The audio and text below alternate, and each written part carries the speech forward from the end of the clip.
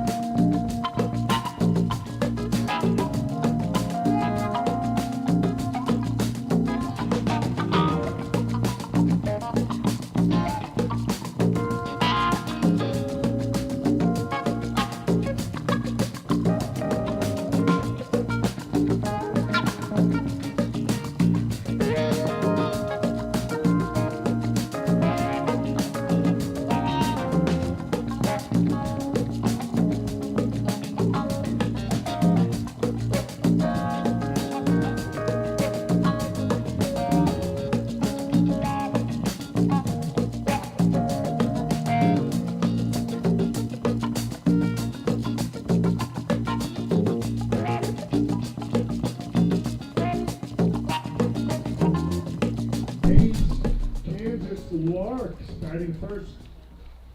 And playing center field, Jack Terosian.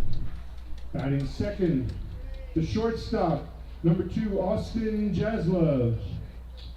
Batting third, number 3. Batting third, number 12, the third baseman, Palmer Henderson.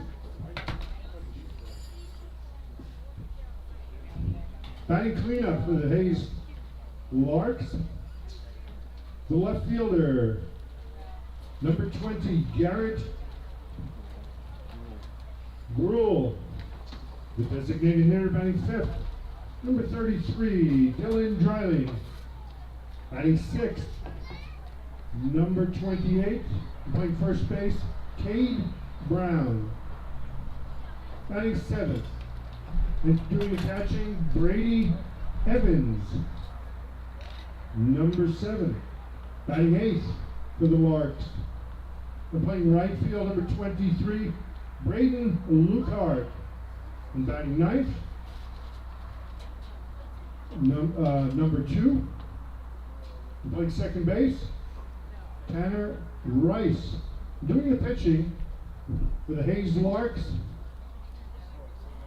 number 24, Hunter Parker.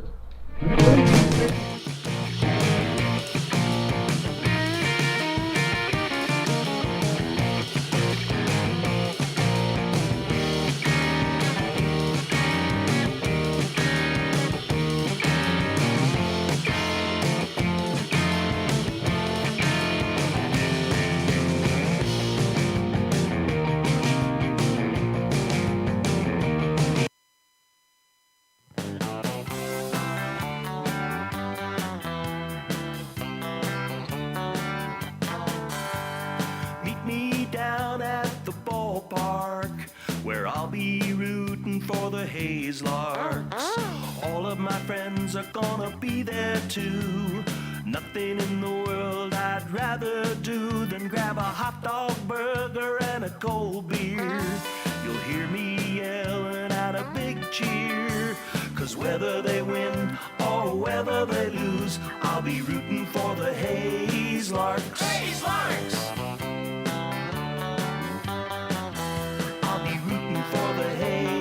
Larks. I can't wait to see a home run. I know for sure there's gonna be one. I'll call out the players by their first name. Sure am glad I made it to the game. Rain or shine, I'm gonna be there.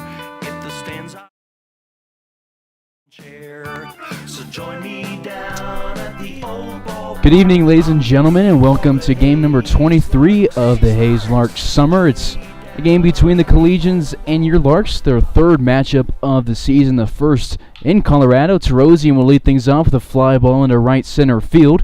Moser, the center fielder, will get under, and we have one pitch and one out to get things going here in Boulder, Colorado. One away as we go to Austin Jaslove, the shortstop, batting second in the order. The shortstop, number 3, Austin Jaslove.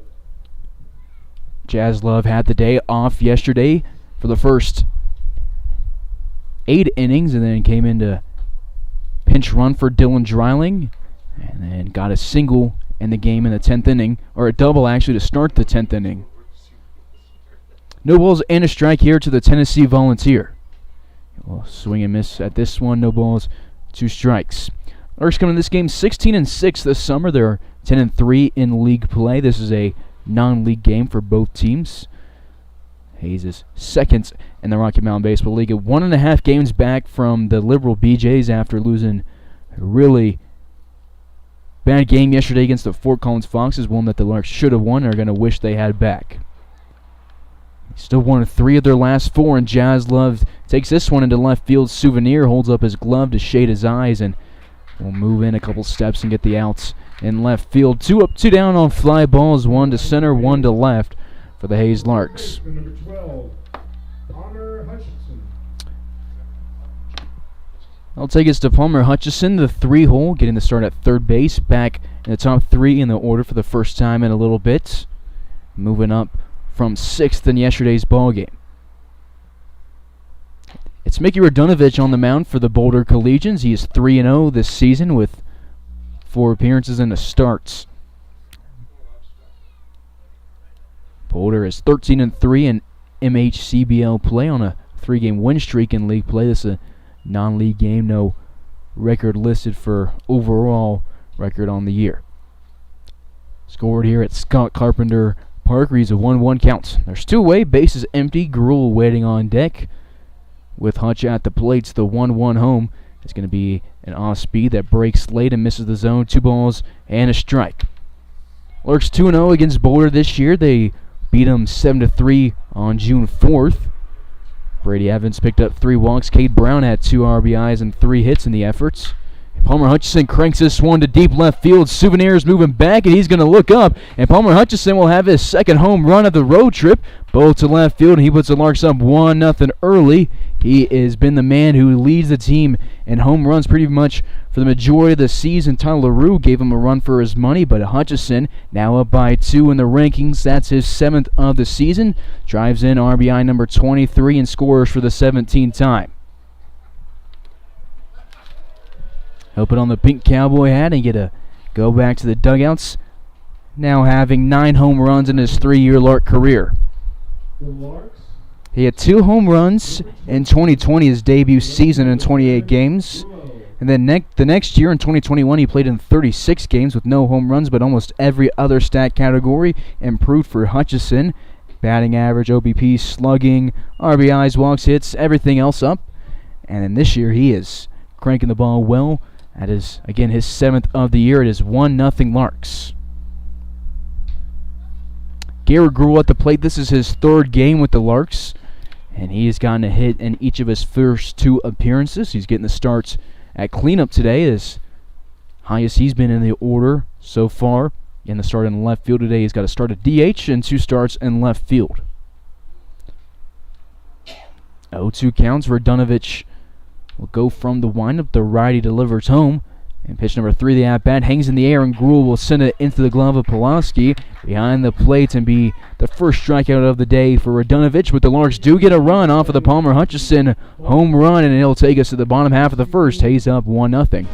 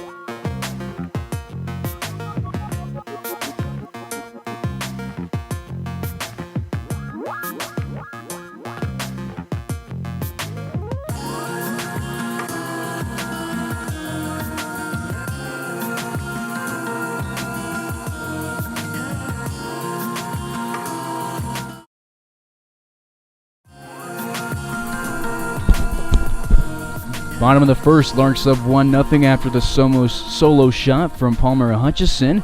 Leading it off for the Collegians will be Jackson Woolwine, the right fielder. The first pitch he sees from Hunter Parker will be high and outside, 1-0. Hunter Parker 2-1 this season with 2 starts. One of those wins and one of those starts against the Collegians. And he gets a line drive foul. 1-1 will go the count here. Parker in his last outing against the Collegians, 4 innings in the start. It was a 7-inning run rule for the Larks, who won 22-7. Gave up 6 hits, 3 earned runs, striking out 4, and allowed just 1 walk on the day. He's a second-year Lark, and it's his second trip out to Boulder with the Birds. Ground ball goes to Brown, who has no trouble with it at first base, and the Oklahoma Sooner will tag the bag himself for out number 1. Now stepping in for the Collegians, the second baseman, number 7, Nico Hartojo. Nico Hartojo to the box. Getting the start at second base. Hadn't appeared against the Larks in the 2 games back in Hayes. That outing for Hunter Parker was only 4 innings against the Collegians because it was looking like a run rule, so the Larks decided to have a little bit of fun with it. Larks subbed out all the defensive players except Jackson Halter, the catcher, for pitchers, and we had Chris Echeverri at shortstop, Luke Terbeek at second, and we just had a bunch of guys go and take the field and had some fun. The pitchers held their own at the plate and even scored a couple of runs. It was a 22-7 victory on June 5th as a pop fly goes behind Austin Jaslov. He trots out into left center field, and it'll drop between him, Gruel, and Tarosian. Not a lot of speed on Jaslov's jog back into left center field and allow a leadoff, or not a leadoff single, but a 1-out single for the Boulder Collegians. The center fielder, number 9, Adam Mosier. Takes us to the 3-hole Adam Moser, who recorded out number 1 of the ball game out in center field off the bat of Jack Tarosian. Moser out at Eastern Oklahoma State will strut into the batter's box against the Fort Hays State Tiger. Hunter Parker spent 3 years at Fort Hays after spending a couple at Western Nebraska, and he will get a ground ball to Jaslov, scoop to Rice, and the throw to first is going to be in time. A 6-4-3 double play. Larks face the minimum here in the first inning thanks to Parker, Jaslov, Rice, and Cade Brown.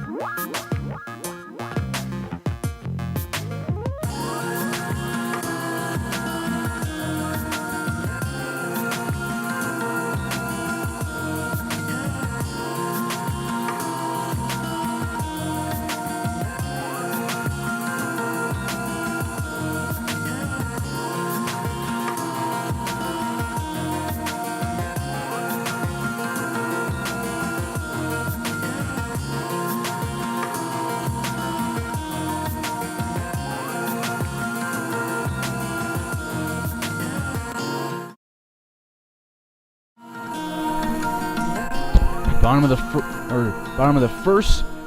Larks with a double play to end it. Takes us to the top half of the second, where Dylan Dreiling will lead things off. Batting fifth for the second straight game was yesterday's DH for the Larks and had a good game at the plates before he was pinch run for by Austin Jaslov. 0-1 count to the Tennessee commit. He swings and misses above one. No balls and 2 strikes. Dreiling 2 for 3 in yesterday's outing with a couple of walks as well as the 2 hits.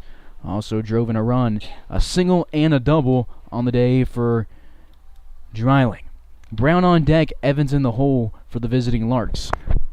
0-2 delivery, hit to the left side of the infield. Silva tries to make a play running in front of Arumbula, the shortstop, and it'll be a leadoff base runner for the Hayes Larks. So we will go Brown to the box with Dreiling at first base. The first baseman, Cade Brown.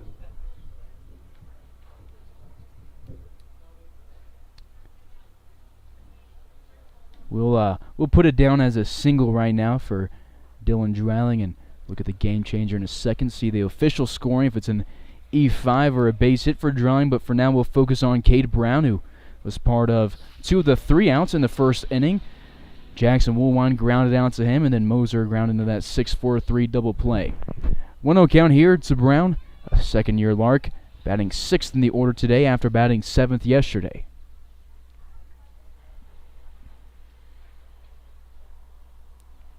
Dreiling will be running for himself here, and he watches his teammates' count go to 2-0.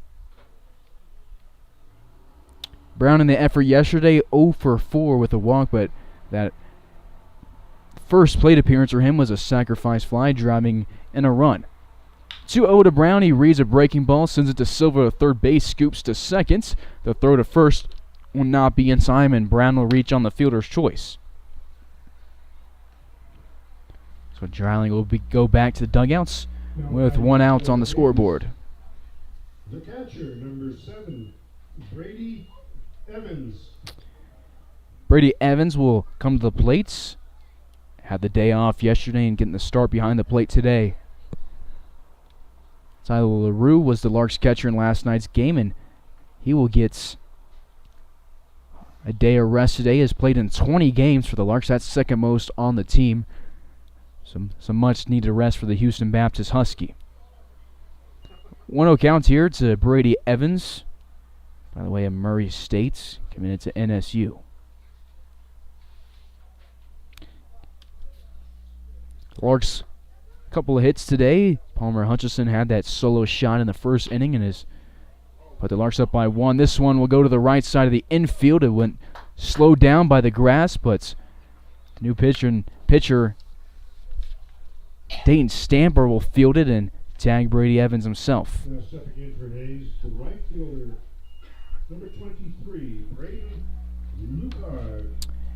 It'll take us to Braden Lucard, who has his teammate at the University of Oklahoma standing at second base. Tanner Rice on deck. Jack Tarosian in the hole for the Larks. Lucard pitched in last night's ball game, pitched the 10th inning.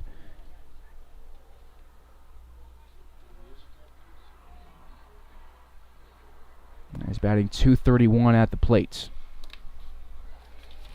Dayton Stamper on the mound. He's out of Colorado State's University of Pueblo, and his pitch will go to the backstop and send Cade Brown into third base.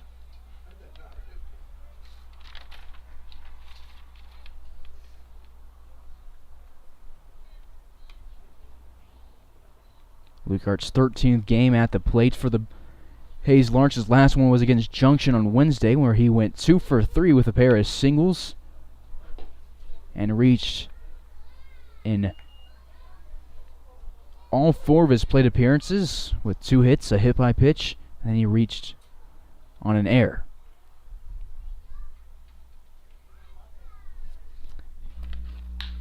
Lucard hits this one to right field on a line drive, and the Larks will score a run in each of the first 2 innings as Cade Brown jogs in from third. One Oklahoma Sooner drives in the other one. There is 2 outs and a 2-0 lead for the Larks in inning number 2. Cade Brown scores his 10th run of the season. Lucard drives in his 7th. Now batting number 2, the second baseman, Tanner Rice. Tanner Rice to the box. Getting the start at the bottom of the order for the first time this season, so a change of scenery from him. Was at the top of the order last night and is getting bumped down 8 spots. I've never seen him this far down the Larks lineup.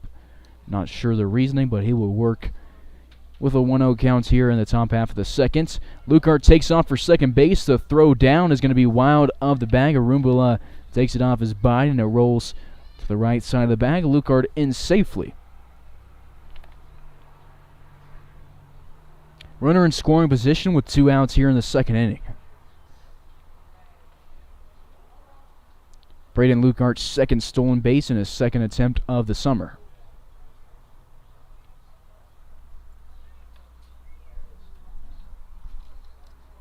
Larks have now scored 31 runs against Boulder this season, and Tanner Rice will fly out to right field. Woolwine picks it up here to end the top half of the second inning. Larks score run off the Lukart single, driving in Cade Brown. To the bottom of the second we go. Hayes up by a couple.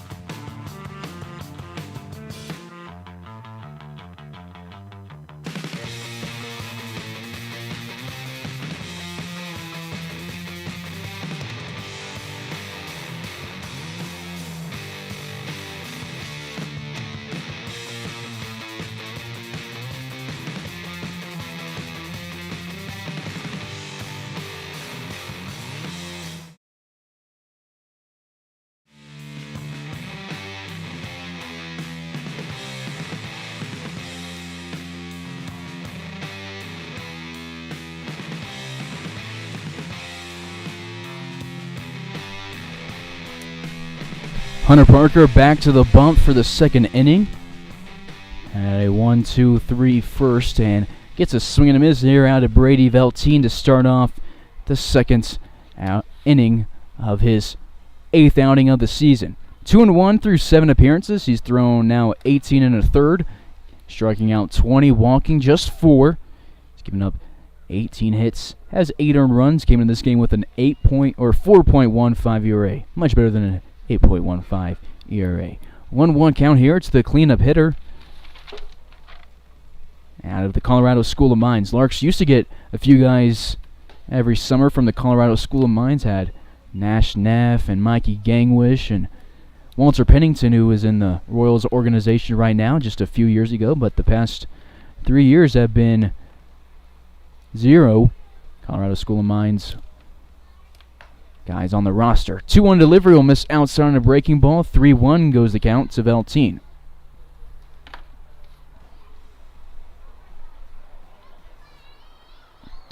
Larks 2-0 in Boulder last year. Run rolling them on July 3rd and then winning on Independence Day. Hunter Parker has just picked up his 5th walk of the season.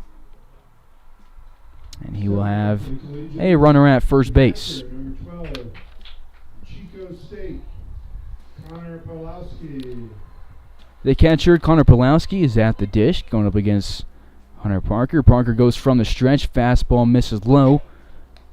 5 balls and a strike this inning for Parker on the mound.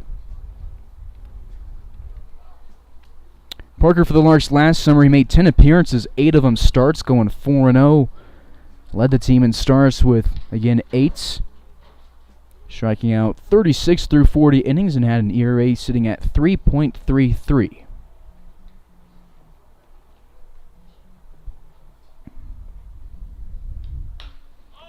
Pop fly goes into right field. Braden Lukart is at the foul line and kind of close to the Larks dugout, but he gets the ball and the mitt for the first outs of the second inning. Pulaski flies out in foul territory. Now batting for Boulder, the shortstop, number 2, Ernie Arambula. Third batter of the inning, Ernie Arambula, comes to the box. He's the shortstop, played against the Larks in both games in Hayes. He's out of Chico State. Larks turn an inning-ending double play in the first. From Jazz Love to Rice to Brown, they'd love to do it again. Breaking ball from Parker starts above the letters and drops, but the home plate umpire says it stayed above the letters, so we will go 1-0 with the counts. One away, runner at first base here in inning number 2. Off speed again above the letters, 2-0. Silva on deck, Woolwine in the hole for the Boulder Collegians. Parker from Aurora, Colorado, so we're just about 45 minutes-ish from his hometown. He will miss again, 3-0 count to the shortstop.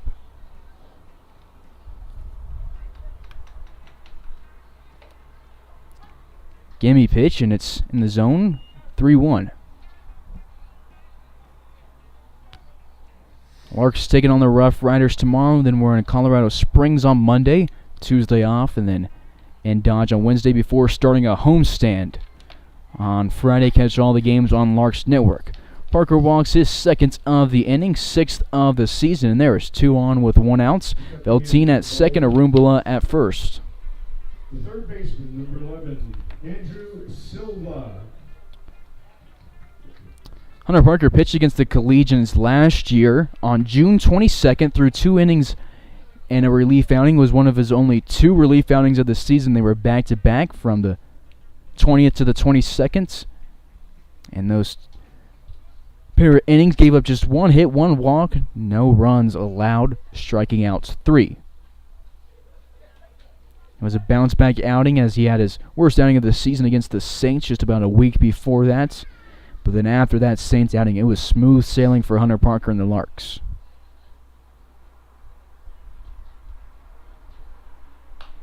Parker pitched against Santa Barbara in the NBC tournament for the Larks and got sick in the game and still stayed on the mound and finished the inning and got the Larks in a position to win. Larks would later go on to lose the game and now win the NBC World Series, losing their first game in the elimination brackets. 0-2 count here to Andrew Silva. Silva out of San Francisco State, a D2 school out in Cali, the same school from the starting pitcher of this game, Radunovich. 0-2 home. It hits the glove of Evans over the outside part of the plate, and Hunter Parker will strike out his 21st of the season. 2 on, 2 out in inning number 2 in a 2-0 game. Derek Woolwine.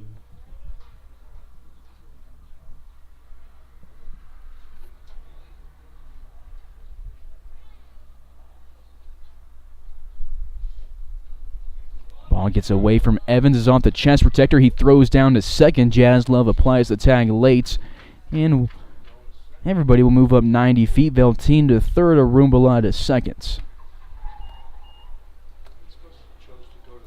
Evans keeps the ball in front of him a lot.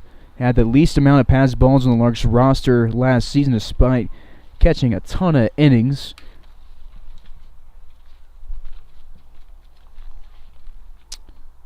Kind of team leading 152 innings and had only 5 pass balls for the Larks last summer despite catching 65 2/3 more innings than Sam Crowell, the catcher he was tied with.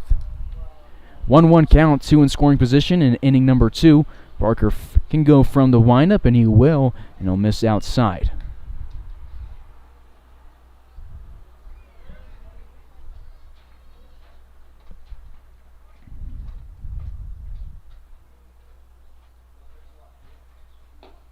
2-1 home. Hunter Parker paints the outside corner perfectly. 2-2 goes the counts. Parker in this inning, a flyout, a couple of walks, and a strikeout. He'd like to pick up his second straight strikeout and send us to inning number 3. In the first, he allowed 1 hit, no walks, no runs, and no guys were left on after the 6-4-3 double play. He will try and go for that corner again and miss the zone. 3-2 counts with first base empty and a 2-out seconds. Do it for the Larks in inning number 3. Top of the order, Tarosian, Jaslove, and Hutchison. Parker slides that right foot across the rubbers. He goes through his windup and gets a fly ball over the grandstand, over the press box, and out the park.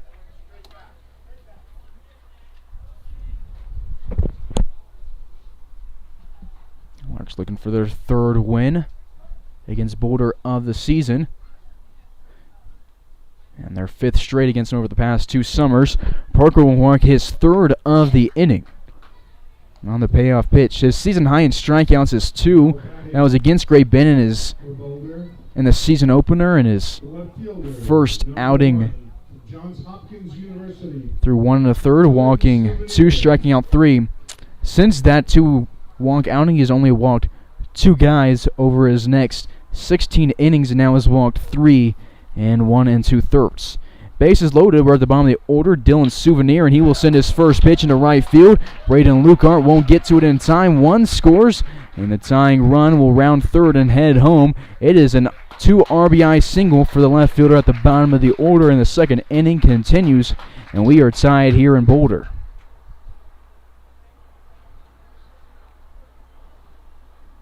That one's really well struck from him, and it takes us to the top of the order. Feltine scores, Woolwine goes to 3rd, and Arumbula scores.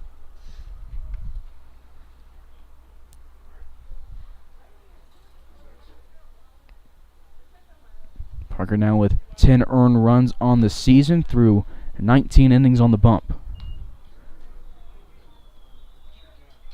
1-0 count here to Woolwine, the right fielder out of the Colorado School of Mines. Parker up and at the head, 2-0.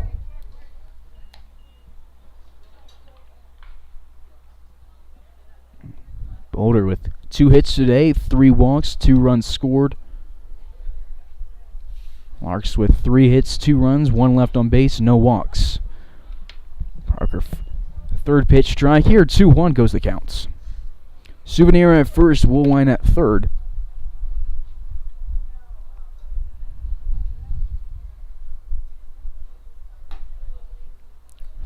So Larks' 3rd straight summer coming out to Scott Carpenter Field. We've had a lot of success here. I've had a couple of run rules, and the first summer in 2020 the Larks came out here, it was a 20-0 victory. Pop fly will go out of play, 3-2. Here at Scott Carpenter Field, it's 330 to right center. Go a little bit more to center field from that. It goes up to 345 straight away center, 388.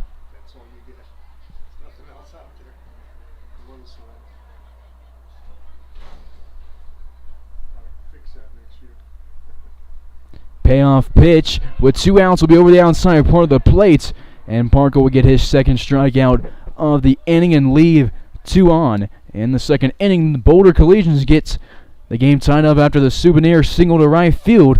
We are tied at 2 as we move to inning number 3.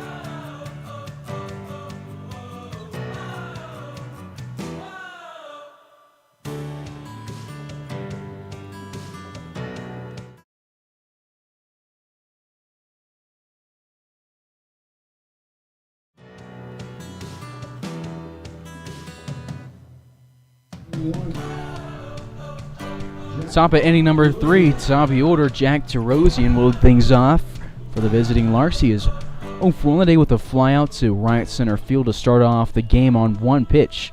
He goes down the counts 0-1. He had a 0 for outing last night and had a 5-game hitting streak snapped on the 29th. Ground ball will chop into right field. Hartoto's diving effort won't reel it in, and Jack Terosian will lead things off with the base hit, Larks' third single of the ball game. Now batting the first baseman, Austin Jaslove.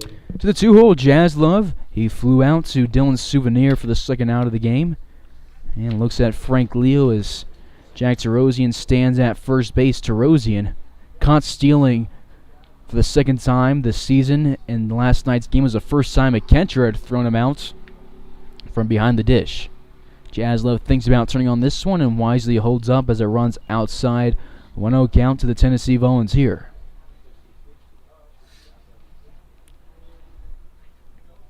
Terosian, 14 of 16 in stolen base attempts. He's not running here as Jaslove sends this one foul.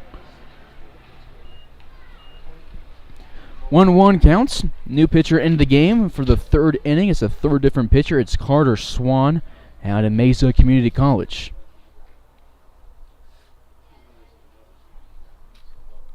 The Collegians said since it's a non-league game, they're going to get everybody out there. Terosian is taken off. The throw is in the dirt. It wasn't his best jump of the season, but he is still going to be safely at second base. His team leading 15th stolen bag of the year, and he's in scoring position with nobody out. Terosian, he's a good speed, and he's very smart and aggressive on the base paths, and it's been a really good combination for him. Those tools have helped him to score a team-leading 23 runs. He reached on a walk yesterday.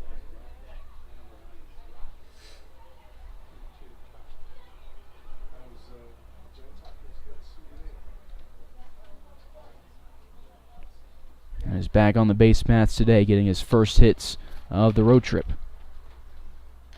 2-1 to Jaslove. He will foul it off Pulowski, the catcher, and be working with the 2-2 counts.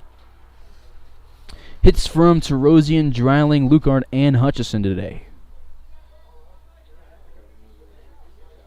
Lucard and Hutchison both put their hitting streaks at 2 games in the first 2 innings. 2-2 is sent to the backstop, and we will stay with the 2's even counts. Hutchison on deck, Gruel in the hole for the Larks. The Larks sporting a red, white, and blue jersey on Independence Weekend. It's blue jerseys, white sleeves with the white lettering and a red trim. Boulder all white except for the caps, which are a dark blue.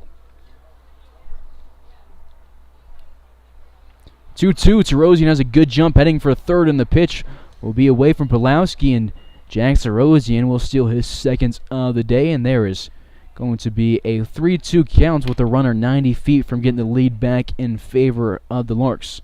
Boulder scored 2 runs in the last inning off of the Dylan's Souvenir single, tying the game up, and we will get a mound visit here early in the third inning. Face just 2 batters, and they're going to bring Mark Goodman out of the dugouts. Only has to say a few things, and we will go 3-2 with the counts and go back to Austin Jaslove. Jaslove looking for his first hit of the road trip in his first game.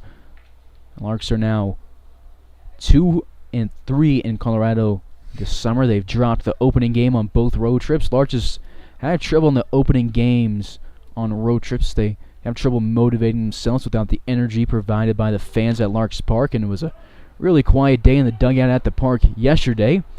Jaslove sends this one into right field. Woolwine gets under it. Terosian to sprint home. Had the throw been accurate, it would have been in time, but it bounces over the head of Pulowski, and Austin Jaslove will pick up a sacrifice fly, and the Larks' third lead back. It is 3-2. Terosian scores for the first time, and all 3 runs have come from the top 3 in the order. A run from Terosian, an RBI from Jaslove, and then Palmer Hutchison had the solo shots.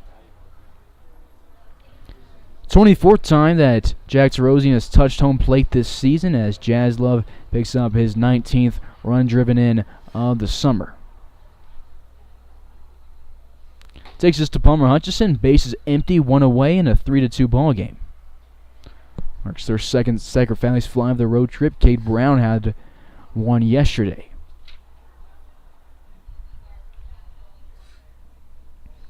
Austin Jazz Love's first sacrifice fly as a Lark. 0-1 home, it'll be off the dirt, 1 ball, 1 strike. Out here in Boulder with mounts to the right of the field, a Quality Park in right center field, and some good action going on the diamond today. Gruhl waiting on deck. Hutchison 1 for 1 on the day with a solo shot to left field. It was one that he read all of it and got a hold of all of it, and got the Larks the lead back in inning number 1 as a 3-hole.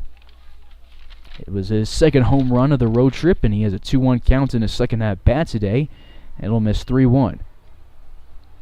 Hutchison yesterday obviously had that home run, but it was his lone hit of the outing, going 1 for 5 in the efforts. Larks love the long ball. They have 24 of them now this season. Hutchison accounting for nearly a third of them. 3-1 will run outside on the breaking ball, and every Lark that has come to the plate in this inning has been productive. A single from Tarosian, a sacrifice fly from Jazz Love, and now a walk for Palmer Hutchison. First walk of the day for the Larks at the plate. Hayes steps in. The left fielder, Garrett Gruhl. It'll take us to the JUCO All-American, Garrett Gruhl, who struck out swinging to end the top half of the first inning.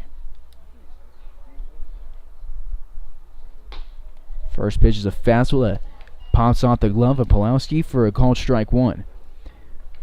Gruhl 3 of 9 for the Larks this summer with 2 singles, 1 home run, 2 RBIs, and 3 runs scored.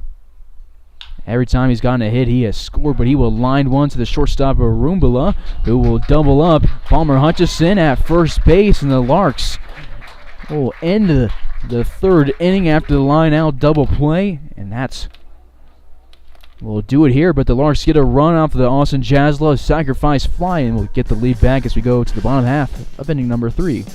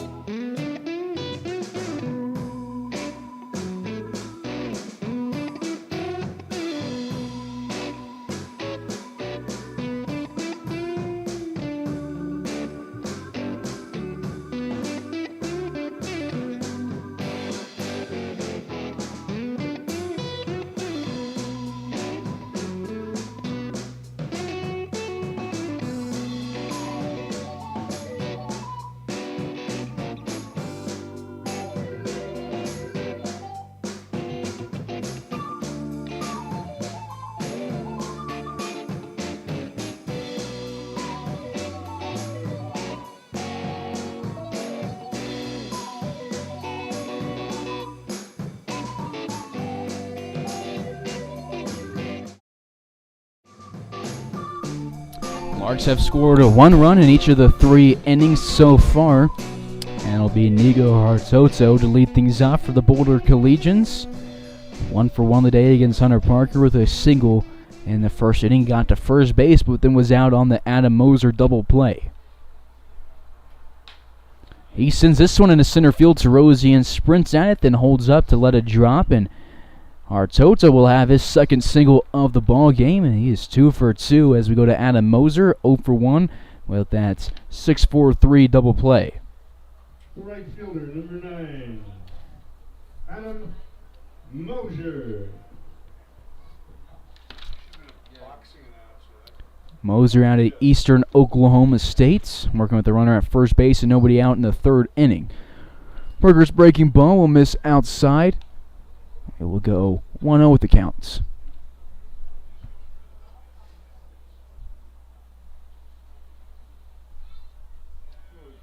Runner at first base, Parker delivers low, 2 balls, no strikes. Hunter Parker threw 2 strikeouts, 2 hits allowed, 3 walks. Now another hit added to that total. Both runs are earned for him. Chopper pulls him off the mound. It goes past him. It'll roll to Hutchison, whose throw is going to be wild to Cade Brown. It will be a single because the throw might not have been in time. It rolls to Larks' dugouts. Cade Brown's throw home, not in time, but Evans' throw down to third will get Moser trying to be greedy. He will drive himself into outs number 1 of the inning, but Hartoto scores and gets the game back to being tied.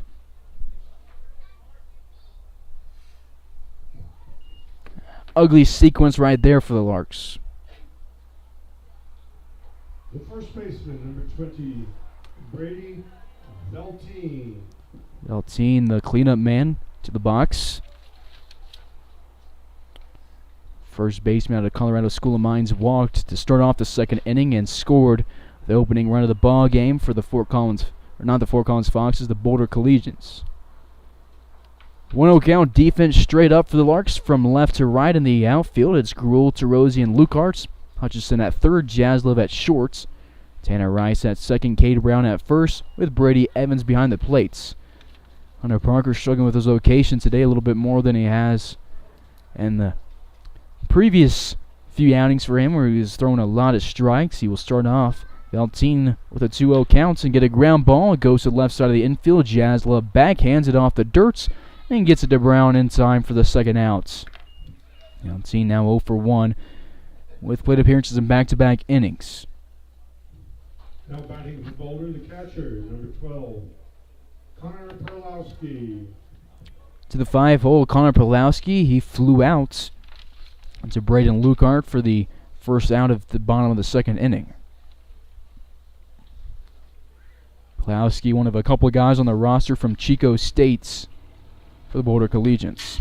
Sends his first pitch to the backstop, and we'll go 0-1 with the count. Two-way bases empty in the third. Due up for the Larks in inning number 4 will be Dreiling, Brown, and Evans.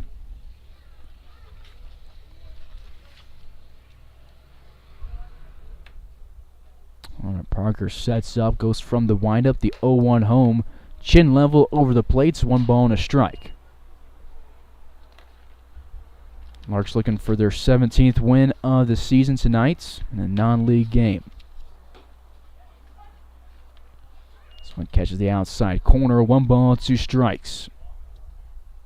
Good pitch from Parker. He's 1 strike away from ending inning number 3. 1-2 home, swung on, popped over to the right side and out of the ballpark.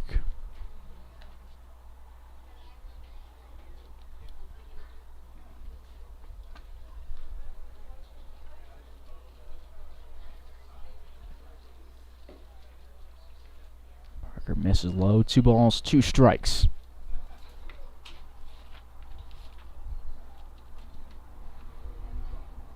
Parker, at Eagle Crest High School alumni in Colorado, and he will strike out the Chico State catcher and pick up his 3rd strikeout of the day. Boulder scores another run here in inning number 3 and ties the game up. Each team with 3 runs as we go to the 4th inning here in Boulder.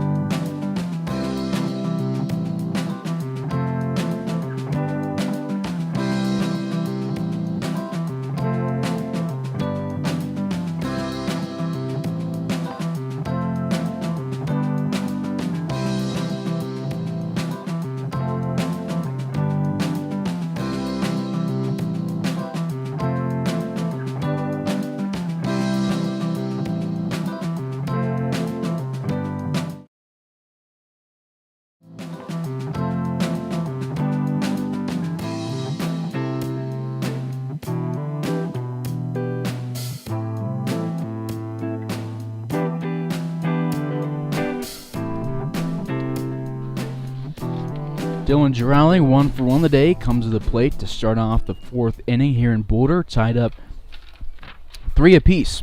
4th pitcher of the day for the Boulder Collegians, and just as many innings, Yoko Takeda is from Tikio University and sees the Tennessee Volunteer drive a no-doubter to right field, but it won't be a no-doubter. Drouling treated it like one, and Will Wine will make the catch right in front of the wall and get Drouling outs for the first time today. Drouling now 1 for 2 with a single. That one looked really good off the bat. Drouling thought it was gone, and I thought it was too off the bat, but it goes short of the 330 marker in right center. Cade Brown.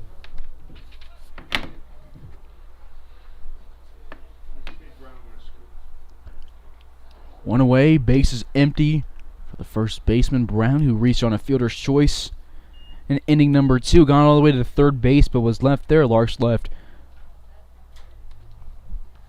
him in scoring position to end the inning. He grounds one hard to Arumbala at shortstop, who throws to first base. Velteen gets it for out number 2. 2 up, 2 down for the Larks here to start off inning number 4. Now batting for the Larks. The left fielder, number 2. Nope. The catcher, number 7. Brady Evans. Oops. Murray State Aggie to the box.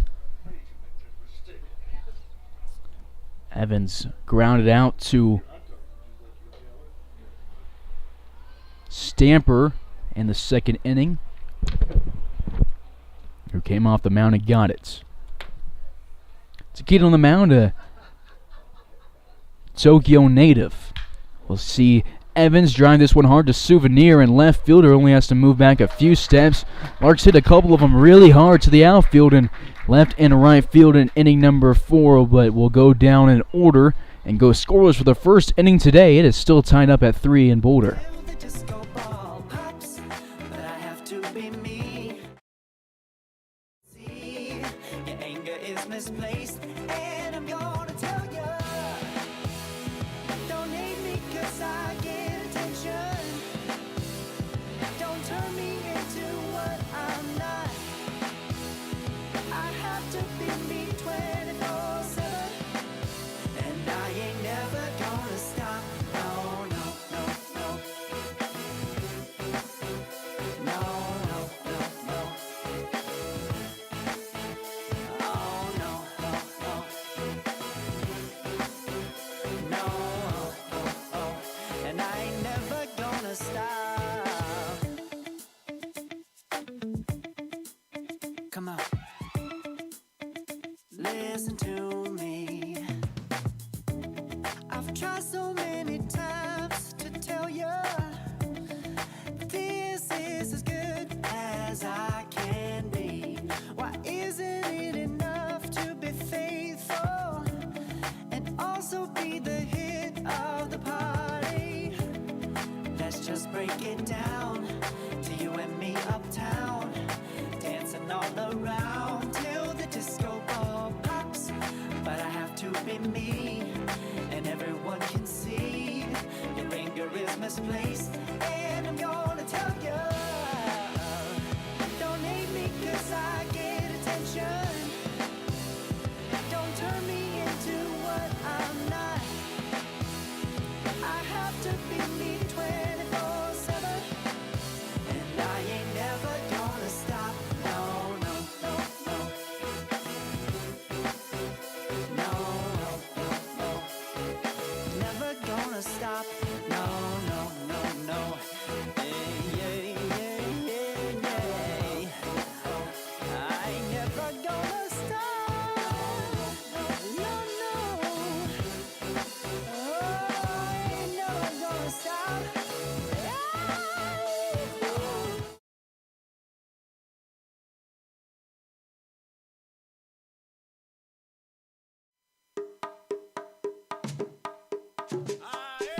Bottom of the 4th, Hunter Parker returns the mound and will face off against Ernie Arumbala to get things going. The Boulder Collegians have scored 3 runs in the past 2 innings, 2 in inning number 2 and 1 in the last. Parker sees a foul ball sent over to the right side and into the parking lot here in Boulder.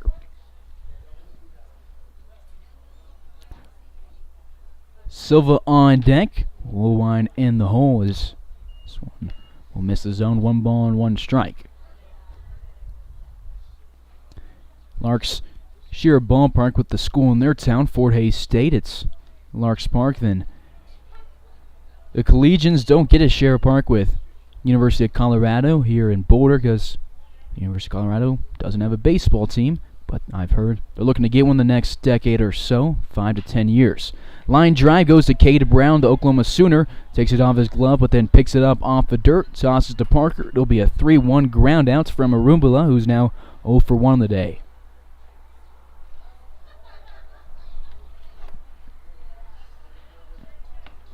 Takes us to Silva. He struck out swinging against Parker in inning number 2 as Parker's first strikeout of the day.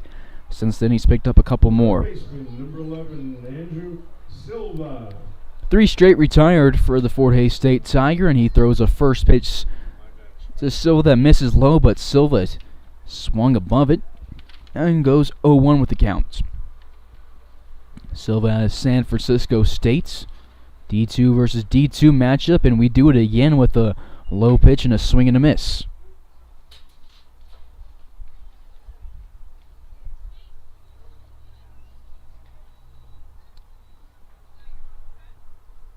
Oh, 2 above the letters, 1-2. Parker gets swing and misses on 16% of his pitches. So far on the season, has gotten 2 in this at bat. It is a 1-2 count, 1 away, bases empty in the bottom of the 4th inning in a tied ball game. Boulder with 4 hits, 3 walks, 3 runs are left 2 on. Larks with 4 hits of their own, a walk, 3 runs, and a runner left on. 2-2, Parker from the windup. Little miss low, 3-2. Parker redshirted his first year at Fort Hays, the COVID year in 2020, and then appeared in 12 appearances for the Tigers in 2021, and then 12 appearances more in the last season for the Tigers, and he is a graduate of Fort Hays State. Payoff pitch will miss outside, and he will walk his 4th batter of the day, matching his season total through, he walked just 4 guys through 17 and a third prior to this one, and has walked 4 through 3 and a third.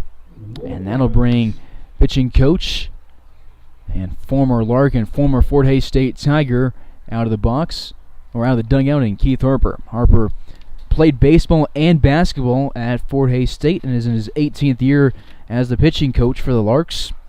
Was an all-conference selectee back in 1975 for the Tigers. 3 coaches for the Larks, all Fort Hays State graduates. Frank Leo played for the Larks and the Fort Hays State Tigers, and so did Andy Luton.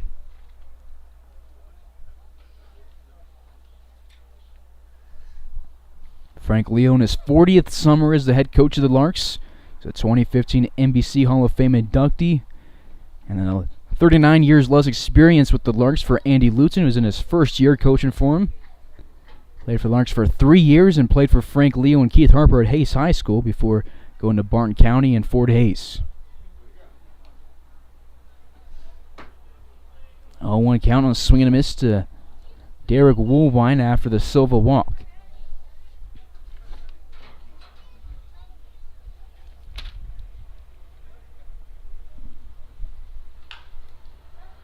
Ground ball goes to the right side of the first base bag, and we'll go 0-2.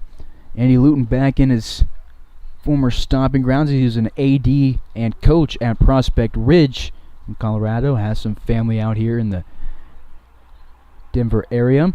Before he was there, he was coached 6 years at Fort Hays State University, and now he's the current Garden City High assistant baseball coach. Jake over at first is not in time. It's an 0-2 count, 1 away, runner at first in the second half of the 4th.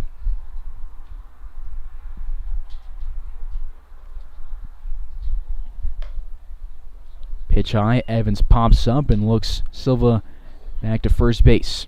Keith Harper and Frank Leo has coached a lot of talent for the past few decades. Frank Leo been here 22 years longer than Keith Harper, and has coached 3-time NL MVP Albert Pujols for the Larks, and then had Lance Berkman, Jack Wilson, B.J. Ryan, Aaron Crow, and a bunch of other guys who saw major league success for the Larks, but Albert Pujols is obviously the most famous Larks alumni. 2-2 counts to Derek Woolwine, the designated hitter who walked in the second inning, but was left at the third base bag. He's out at Northeast Community College. Parker delivers home 2-2, and it'll miss inside 3-2. The Larks dugout blocks the bullpen in right field, so I can't tell if anybody's been moving there for us today.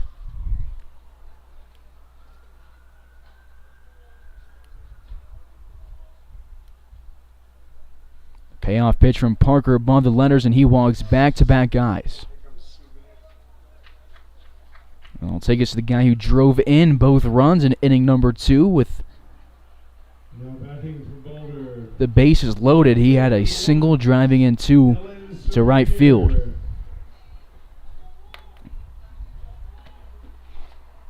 Runners at first and second, one away after Woolwine and Silva walk back-to-back. Dylan Souvenir out of Johns Hopkins University getting the start in left field and at the bottom of the order today. Parker misses low, 1-0.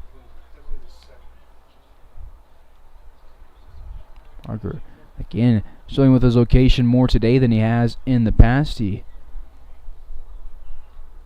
threw strikes on 68% of his pitches in his first 7 outings and gets a ground ball. It goes off of Caleb Brown and rolls into right field. Rice there to follow it up. He throws home. Runners caught between first and second, and they will all get back safely. Evans not quite sure what to do with it because he was really concerned with that runner at third base, and we will load him up on Souvenir's second single of the day. Brown able to scoop it safely. Larks could have gotten their second inning ending double play of the day after having one in the first from Jaslov to Rice to Brown. But instead we will work with the bases loaded. Top of the order to Jackson Woolwine, who was 0 for 2. Grounded out to Cade Brown to start the bottom of the first, and then struck out looking and to end the second inning. So now the Colorado School of Mines. It's another D2 versus D2 matchup. Parker out of Fort Hays State delivers home. It'll miss the zone. Scoreboard at Scott Carpenter Park reads a 1-0 counts.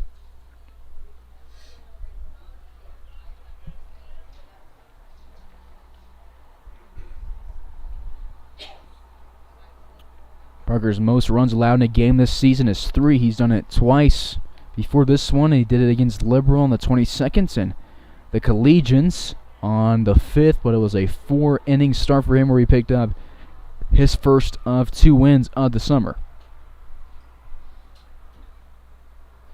1-1 home, grounded to first base. Brown, he will go home with it. Evans gets the ball in the mitt in time, fakes a throw, and will hold on to it looking around. And the Larks will get the out. And it's the second of the inning after 2 walks and then a single. The second baseman, number 7, Nico Hertojo. Woolwine at third base. Souvenir at second. Woolwine at first. Bases loaded, 2 outs. Parker looking to get out of a jam. It's 2 ground balls to Cade Brown in this inning. Actually 3 because Arumula started one out with one that he lined at Cade Brown and went off his glove, and then Brown picked it up and tossed it to Parker. This is the 6th batter of the inning. It's Nico Hartoto, who is having a good day at the plate. He's 2 for 2 with 2 singles and a run scored. Singled into center field in his last at bat and came around to score off the Adam Moser base hit.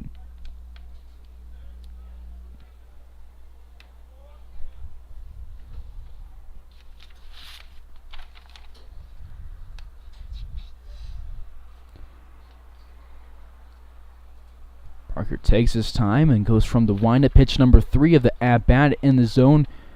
Called strike. Due for the Larks in inning number 5, Luke Arndt, Rice, and Tarosian, 8, 9, and 1 hitters.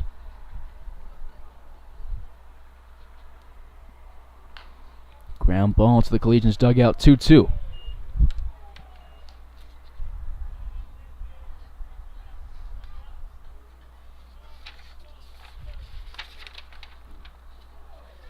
Larks 3-1 against Boulder last year, 4-0 against them in 2020, and then 1-1 against them in 2019. Well hit ball, but early on the swing we will stay 2-2. Larks won the opening game against the Collegians last year at Larks Park on the 22nd of June, 10-4. Cade Brown scored 4 runs. Palmer Hutchison had 3 hits, drilling through an inning, striking out 3, no hits, no walks, no runs. Then the Larks lost the next game at Larks Park, 11-5. Ter Beek threw 4 innings, 1 earned run, striking out 4, and then Cade Brown threw 2/3 of an inning. And the Larks took on the Collegians in Colorado, and we'll get to that in the next inning because this one will be ended. Hunter Parker works out of a jam, getting the pop out to Tanner Rice behind second base in right field. The Larks keep the Collegians off the scoreboard for the first time since the first inning and leave the bases loaded. To the 5th we go. We're tied at 3.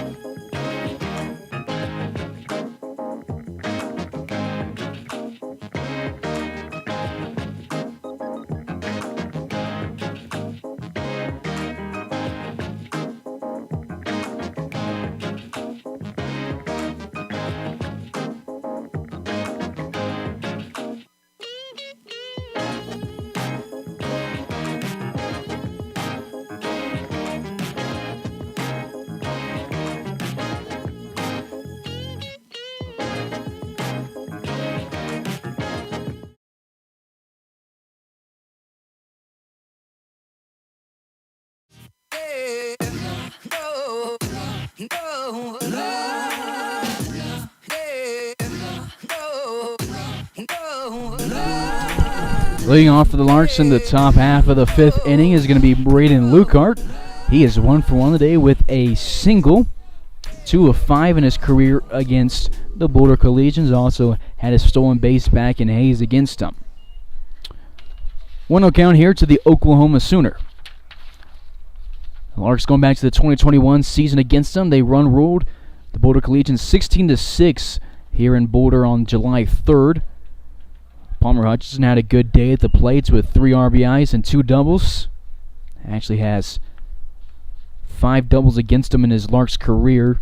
Hutchison had 3 hits in that game. Cade Brown walked 4 times in the 16-6 victory. The next day, Independence Day, Larks won a nail-biter 7-6. Luke Ter Beek started the game for the Larks, went 5 innings and picked up the win. In 2020, Larks 4-0 against the Collegians. They won the first game against them on July 5th, 20-0. 1-2 will miss home to Lukart, 2-2. Jiminy with 2 runs in that game. Hutch had a 2-hit ball game with 2 hits, 2 runs, and a double. Dreiling 2 hits, 2 runs, 2 RBIs, and a triple. Brady Rose started the game, went 4 innings, and was part of a combined 3-hitter. Lucarts will go down looking here to start off the 5th inning, and the new pitcher, Sky Turnbow, will get the first out of the 5th on a strikeout. Lucart looked at the umpire with a smile and then walks back to the dugouts as the first out of the 5th. Bottom of the order, Tanner Rice. Tanner Rice this year against the Boulder Collegians, 1 for 4 with 3 runs scored, an RBI, a walk. Has hit a double. He's also stolen a base against him, but he's 0 for 1 today. Turnbow looks home, goes from the mound home, misses the zone, 2 balls, no strikes.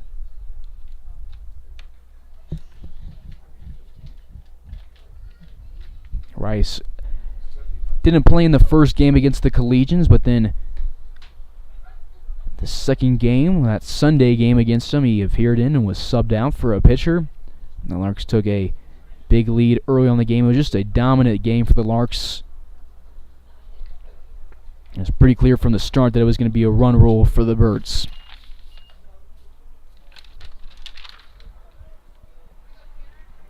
Three-one counts here to Tanner Rice with his parents here at the ballpark making the trip from Mesa, Arizona. Hitter's count delivery will miss above the letters. That is a 5-pitch walk for Tanner Rice. It's top of the order, Jack Terosian at the top of the order for the first time in about a week or so. He is 1 for 2 today with a single against the Collegians this season. He is 3 for 6. He has stolen 4 bases against them. Drove in 1 run and scored 4 times prior to this one, and now has 5 runs scored against him. Go ahead run at first base, 1 away in the top half of the 5th. First delivered to the Terosian. Will miss slow. Outside 1-0.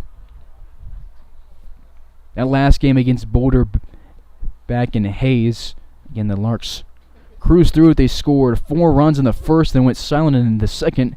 Then scored 17 runs between innings 3 and 4. And then that's when the Larks started doing the subbing and brought out every defensive player and subbed out them for pitchers. Larks had a combined 20 hits in that ball game. 2-0 Rice stumbled, getting back to first base, had an awkward reaction to it and will be thrown out as the second outs. And there is 2 away for Jack Terosian now with the bases empty. That was a good pickoff attempt, and Rice just couldn't get his feet moving at first base.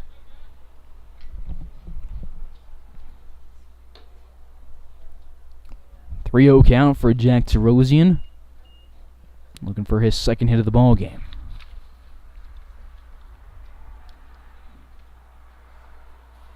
Turnbow sets up, goes from the stretch, and with the 3-0 count, Terosian's taken all the way.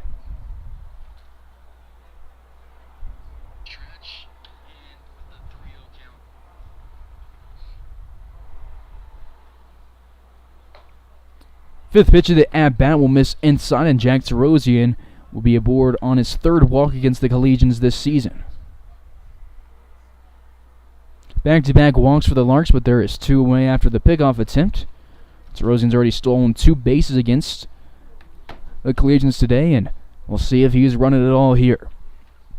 Jaslov to the box, started out 0 for 1 with a fly out to Souvenir, and then responded with a sacrifice fly in the 3rd inning, bringing home Jack Terosian. He sends this one hard to left field. Souvenir is running in for it. It'll drop in the grass. Terosian around second. The throw from Souvenir is not going to get Jack Terosian a good slide on a throw that would have gotten most guys in the Rocky Mountain Baseball League out, but Terosian has that speed and puts himself at third base. Runners on the corners with 2 outs.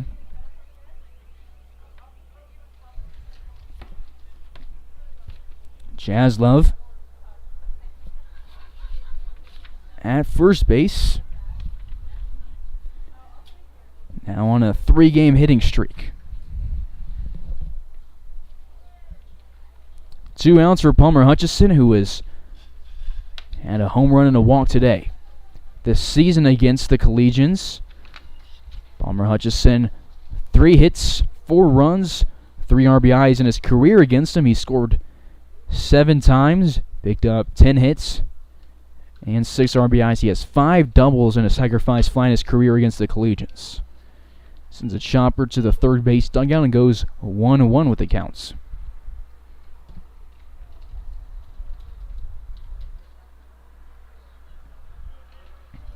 Hutch walked in his last at batter after having the solo home run back in the first inning. Started the game out and got the Larks up 1-0 quick. Larks scored 1 run in innings 1, 2, and 3, but went silent in the 4th. They don't want to repeat that here in the 5th. Jazz live at first, Terosian at third here in the top half of the 5th. There is 2 outs. Breaking ball with some late break drops down to the knees of Palmer Hutchison.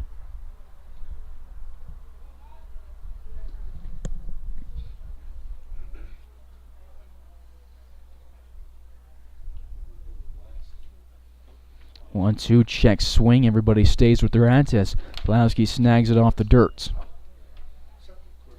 2-2 count. Gruel on deck, drilling in the hole for the Larks. Larks fans, you can see the socials on your screen. Be sure to check them out to stay up to date with all things Larks baseball this summer. 2-2 curveball, low and outside, 3-2.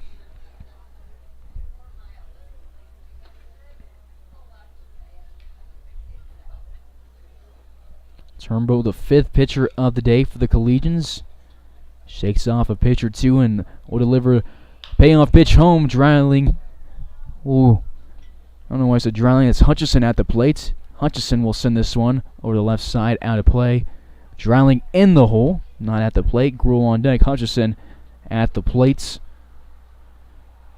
looking for his second hit of the ball game. Jaslov was taken off with a 3-2 count with 2 outs, and he'll be doing the same thing again, and we'll get a second payoff pitch here to Palmer Hutchison. They will check on Jaslov, and he's in safely. Turnbow doesn't give him the right treatment.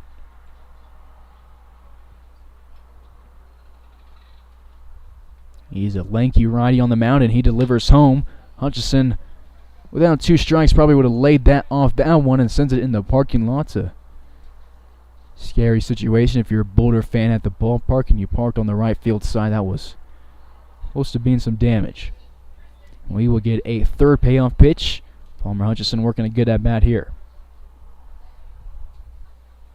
Jaslov's taken off again. Hutchison reaches just to foul one off again and sends it into the stands. Coach Leo's son-in-law didn't make a play on it and bounced out of the park.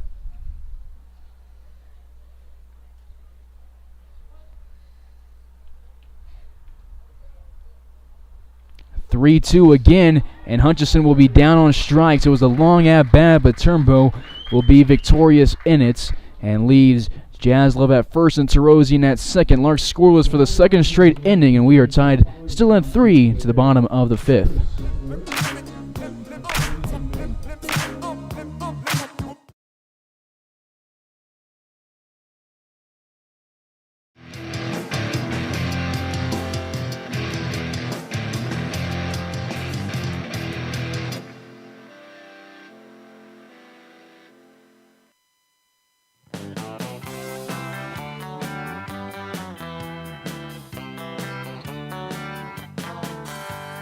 Meet me down at the ballpark, where I'll be rooting for the Hayes Larks.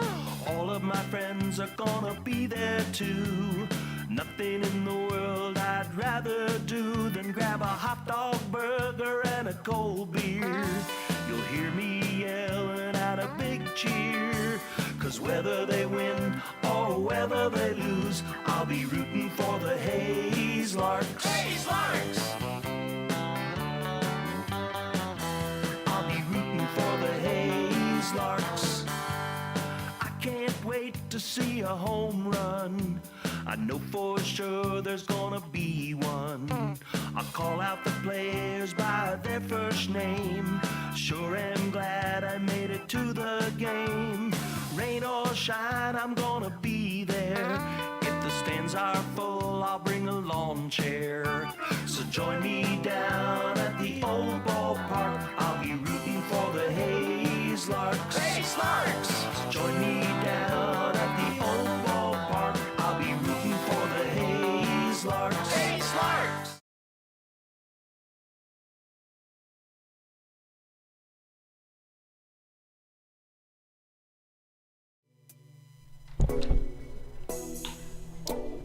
Bottom of the fifth, Larks will rock with Hunter Parker. And Adam Moser will lead things off, sends a fly ball. That was well struck, but he was early in the swing and sends it out of play. He's 1 for 2 in the day with a single and a double play against Hunter Parker. Parker's 5th inning of work. Moser shows bunt, sends it to the third base side. Hutchison bare hands it off the grass. His throw not in time. Well placed bunts. Surprising Larks defense. Hutchison not set up for a bunt, and Moser will get aboard on his second single of the day. Now batting for Boulder, the first baseman, number 20, Brady Velteen.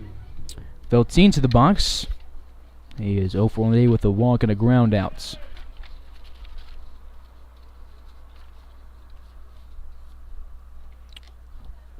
Hunter Parker in his 3rd career outing against the Boulder Collegians, 2 this year, 1 last year. Tops Brady Rose for most appearances against him, as Rose threw on July 5th of 2020 in a 20-0 victory, and then pitched 3 innings in relief, striking out 3 and picked up the win on July 9th in Hayes of 2020. Taking off is Moser, and the throw down will go into center field, and the go-ahead run is 90 feet from scoring.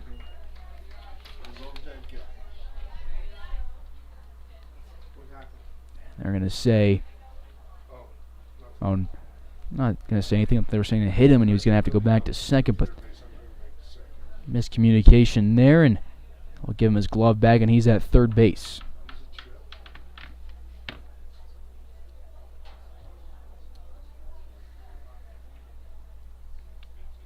Velteen at the box with the go-ahead run 90 feet from scoring. He swings and misses above this one, and it's an 0-2 count.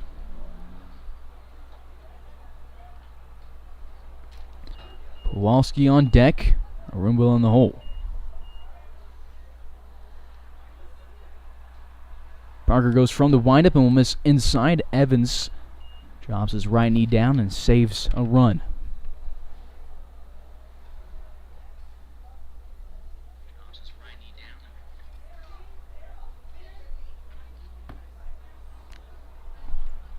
Defense straight up, and the 1-2 is going to be lined to Tanner Rice, who looks Moser back to third base. And that's the first out of the bottom of the fifth. The catcher, number 12, Connor Pulowski. Hunter Parker clutched up in the last inning and worked out of a jam and left the bases loaded and threw a scoreless fourth. One away runner at third base in the bottom of the fifth in a 3-3 ball game. Grounded to Rice.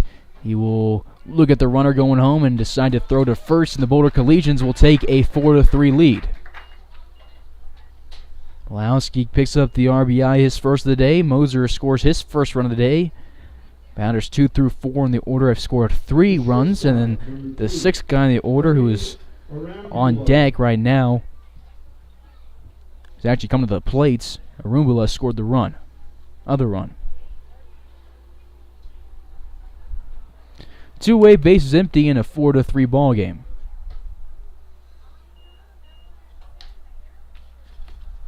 Swing and a miss here, 0-1. Arumbula 0 for 1 on the day with a ground out to Cade Brown in the 4th and a walk, and a run scored in the 2nd. Sends this one in the streets here. We'll go 0-2.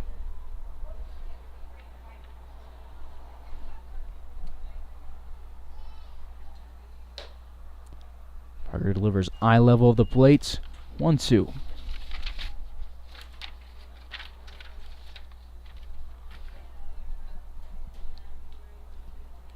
Do for the Larks in the 6th inning. Heart of the order, Gruel, Drowling, and Brown. 1-2. close to the head of Arumbala, and he will maybe be a little bit more hesitant to get back in the right-hander's batter's box after having a off-speed headed towards his head. Parker shakes off Evans, gives him a nod, and we will go 2-2 at the count. Fifth pitch of the at-bat, misses the zone. Parker thought he had a strikeout. It would have been his first since the third inning. He has 3 today, but doesn't get the call on what could have been his fourth one. The payoff pitch from Parker, swung on a miss, and he will pick up his 4th strikeout of the day, number 24 on the season. And as a Larks strikeouts, number 60, as we go to the 6th inning, Larks down by 1.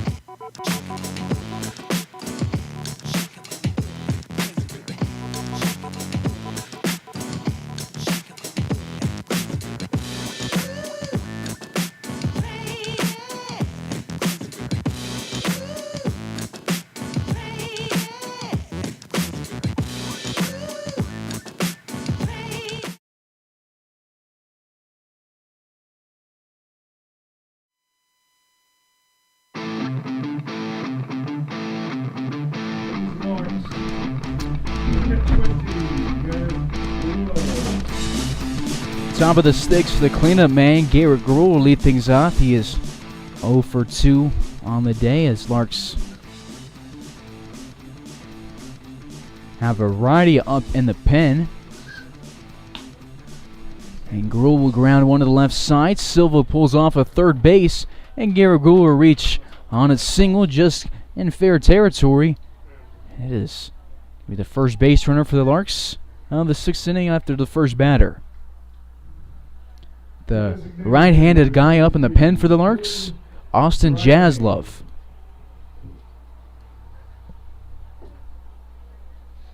If he comes in the game, it will be his first outing of the season. Echeverria jogs out from the dugouts and to the bullpen. Dreiling flew out in the 4th inning, his last at-bats. He thought it was a home run. I thought it was a home run. I think most people in the ballpark thought it was as well, but it dropped just short of the wall, and Woolwine got him out. Dreiling has 4 hits against the Collegians. Prior to this one, all of them were extra base hits. 4 doubles and a triple, along with a stolen base. He's picked up 8 hits in his career against them, scored 5 runs, and driven in 9.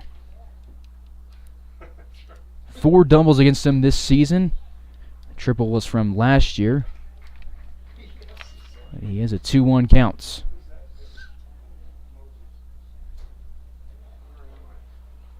Garrett Gruel at first base, Dreiling the DH at the plate, Brown on deck, Evans in the hole. 5 through 7 the order for the Larks, returners from last year's roster, and Dreiling will take called strike 2.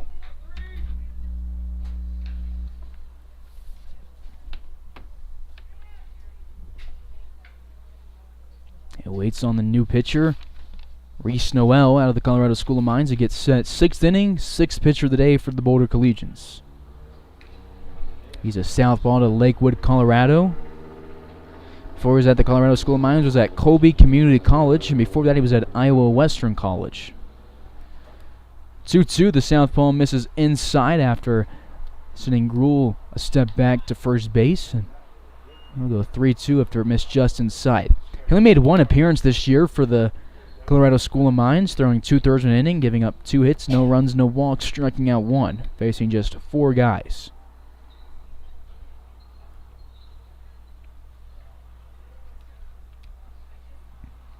Payoff pitch home, Dreiling pops it up, goes down to the outfield. Hurtado goes back, and it's going to drop between him and Moser. Gruel read it and moves up into second base. It'll be Dreiling's 2nd time getting aboard to first base, and it was a tough play, and we'll go with the single for now and check the game changer after the game. Game changer not updating throughout this one, so we'll let you know what his official stat line is tomorrow. As of right now, I got him down as 2 for 3. Brown. Gruel at second, Dreiling at first, Brown to the box. He's 0 for 2 with a ground out and then a fielder's choice. In his career against the Collegians, he has 8 hits, 8 runs, and has driven in 4. He has a home run, 2 doubles, sacrifice fly, and a stolen base against Boulder in his 2-year career for the Larks.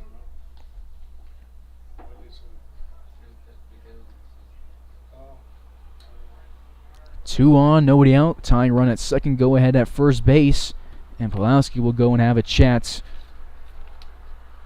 with Noel.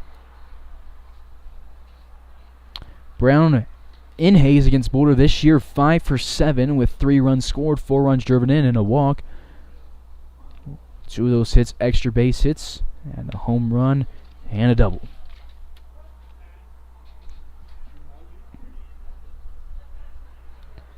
Brown looking for his first hit of the day, his 2nd RBI of the road series. Has a big gap in right center. And we'll watch this one catch the outside corner, no balls in, a strike.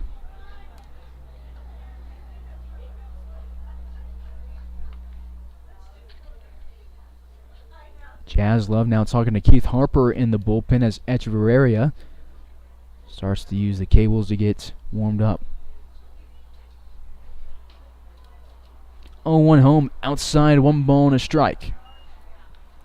Larks in Fort Collins last night. They lost and we're back at Boulder for the first time this summer today against the Rough Riders tomorrow, then in Colorado Springs to take on the Outlaws on Monday, and that'll be the last game of the 4-game road trip for the Larks. You can catch all the games on Larks Network. 1-1 home. Brown waits a while for an off-speed and takes it into the parking lot and past it.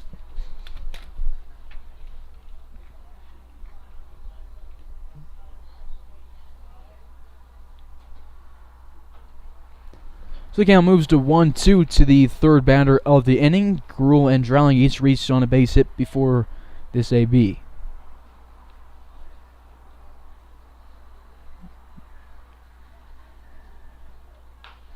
Waits on another off-speed, lunges forward, and pulls it out of play.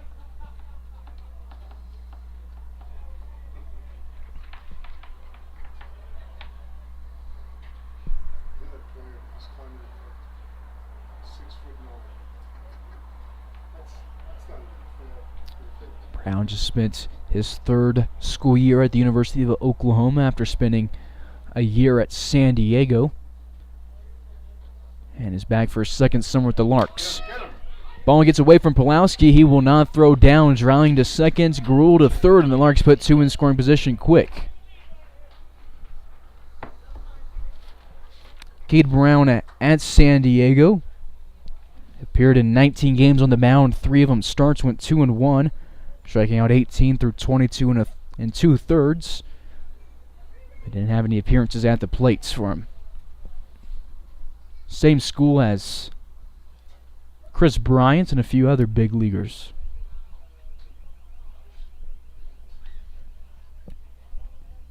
Two from Noel will be outside.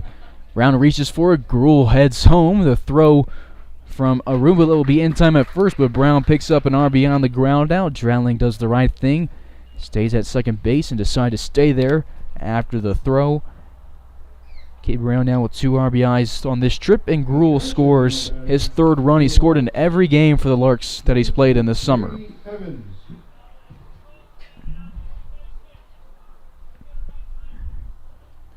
Take us to Gruel's teammate at Murray State College, Brady Evans. Evans, 2 hits and 3 runs scored against the Boulder Collegians in his career.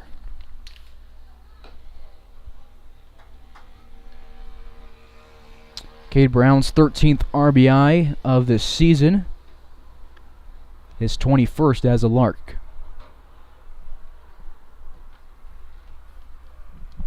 Runs have been scored by Terosian, Hutchison, and Gruel.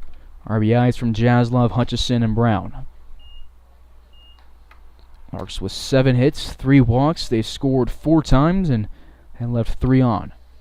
4 full ball game. It's a 2-0 count to Brady Evans with Drowning at second in the top of the 6th.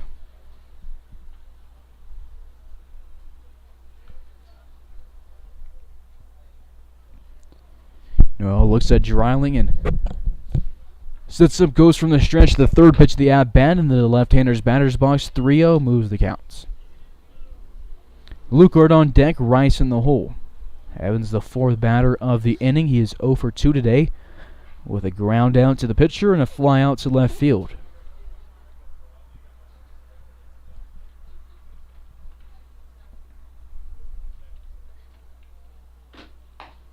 .30 home, and it'll be a 4-pitch walk for Brady Evans. He drew quite a few walks last summer and picks up his 11th of this season in his 11th game. Number 23, Brady Lucard.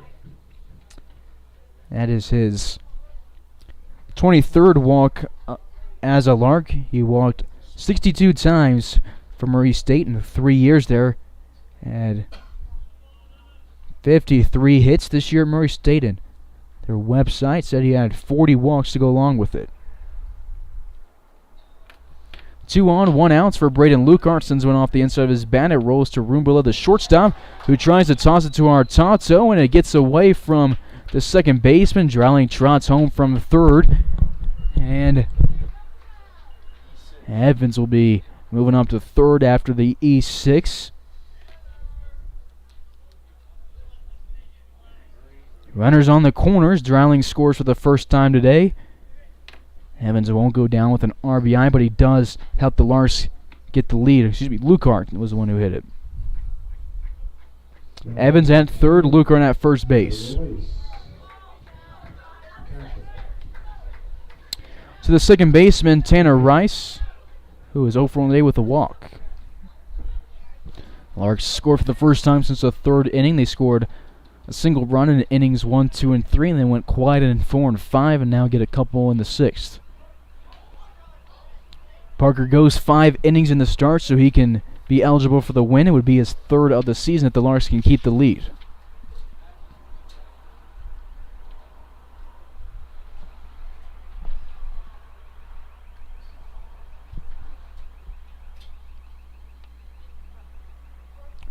We're at the bottom of the order with Tarosian on deck, Jaslov in the hole. So over outside on a curveball, 1-0 count.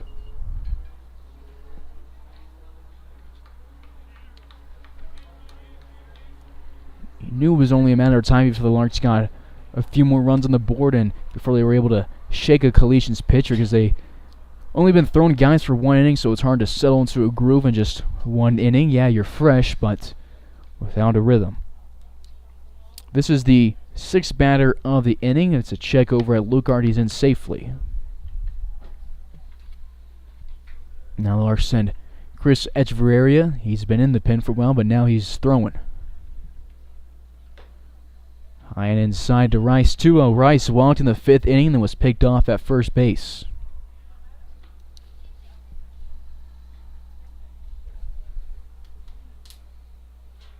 Noel been on the mound for a long time of the 6th.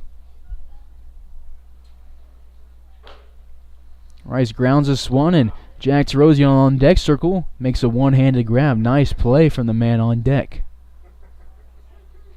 2 balls, 2 strikes, 1 away, runners on the corners.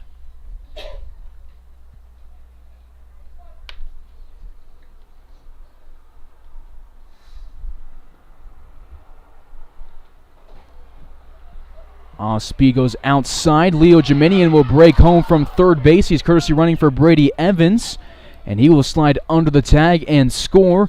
Lucart sees that the Collegians are complaining about the call and decides that, well, they're going to focus on the umpire. I'll take third base. He goes from first to third. Geminian risked it going home, but he will be in safely, scoring the Larks' 3rd run of the inning. It is now 6-4 here in Boulder. There has only been 1 out in this inning. So the Rice at bat stays alive.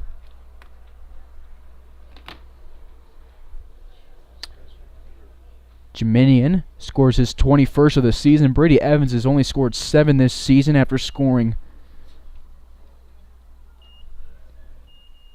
not a whole lot last year. I'll get you his real numbers from last year in a second, but he's been robbed of a lot of times to score as the catcher. He gets on base a lot, but he gets a lot of courtesy runners. He has an on-base percentage of .429 this season, and Rice takes one close to his head and will jog up the first base line on his 2nd straight walk in the 2nd straight inning. Runners on the corners, 1 out. Lucart at 3rd, Rice at 1st. Top of the order, Jack Tarosian,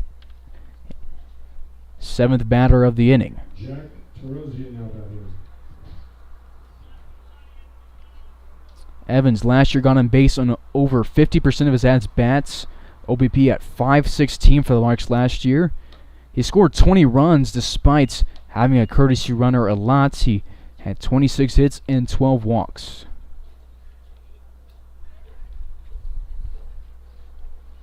First and third, 1 away. Larks up 6-4. Tarosian strikes one well, but it's on the ground and foul the first base back. Goes into the bullpen of the Larks. And the count for Tarosian goes 1-1.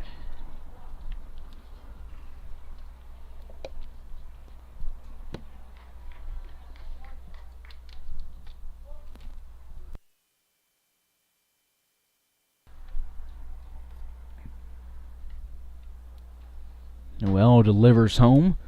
Misses the zone. 2 balls and a strike. His white uniform full of dirt now after diving home, trying to get Geminian out, but it didn't go in his way. Tarosian fouls a 2-1 delivery off to the left side and will go 2-2 with the count. Rice at first, Lucart at 3rd. Tarosian at the dish. Jaslov on deck, Hutchison in the hole.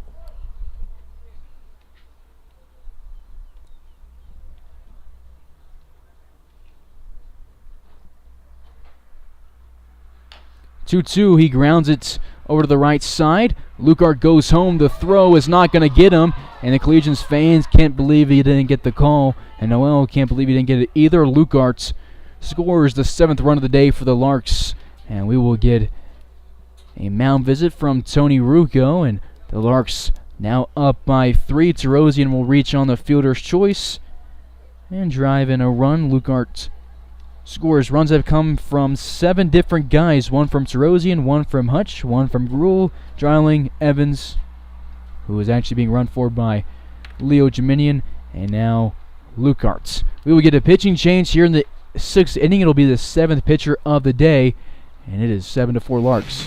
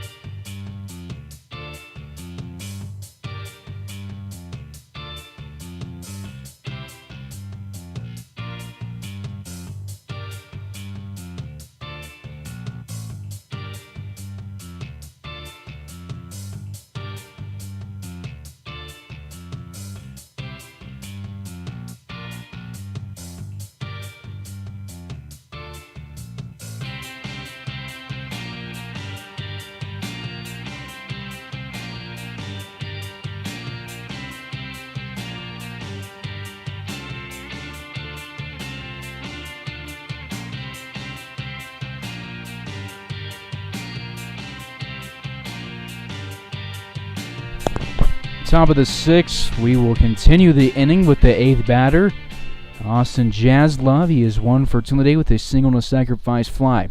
Frank Leo and Tony Rucco chatted for a while behind third base, and then brought the umpire on the discussion. Not sure what it was about, but everything stays the same. Moving in from third base to the mound is Andrew Silva, and his first pitch will get away from Pulowski, and runners move up 90 feet. Rice at third, Terosian at second.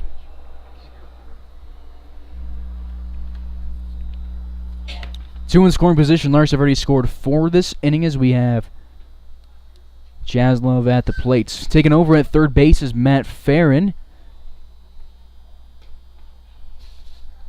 out of San Francisco State. Silva on the bump. He's also out of San Francisco State. 7th pitcher of the day for the Boulder Collegians. 2-0 count here to Jaslov looking for his second hit. He's driven in a run, sends one to third base. Farron fields it, goes home. His throw will get a wild away from Pulowski. And the Larks will score their 5th run of the inning. Jaslov brings home Tanner Rice. Second RBI of the day for him. He reaches on the fielder's choice. Tanner Rice scores. Now everybody but Jaslov has scored in this game, but that's okay because he's driven in 2. Number 12, Palmer Hutchinson, now batting. 8-4 Larks. Larks came in this inning down 4-3, and now they're up 8-4.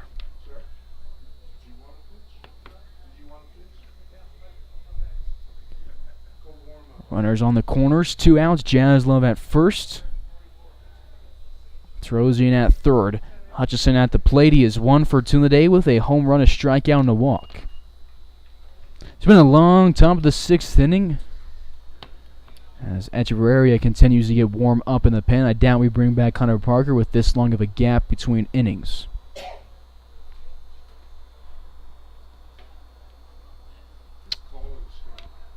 So above the letters, 3-0. Should Hunter Parker be pulled in the 5th, or after that 5th inning, it would be tied for his second, or for his longest outing of the season. He threw 5 in the start against the Denver Cougars on the 18th. Picked up the win in the start, struck out 7, no walks, no hits.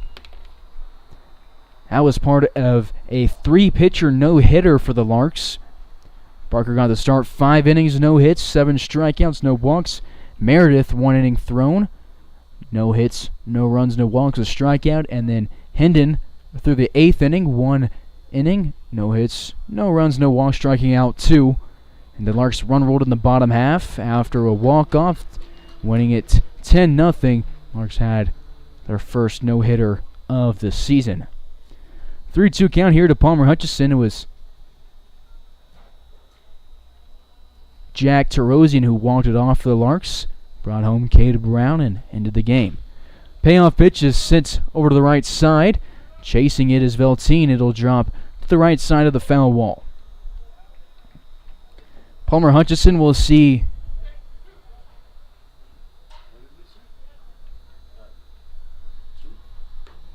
another payoff pitch as the scoreboard reads 3-2. He saw 3 payoff pitches in the last at-bats, which was in the last inning, and then struck out looking to end it, and now the umpire holds up 2-2.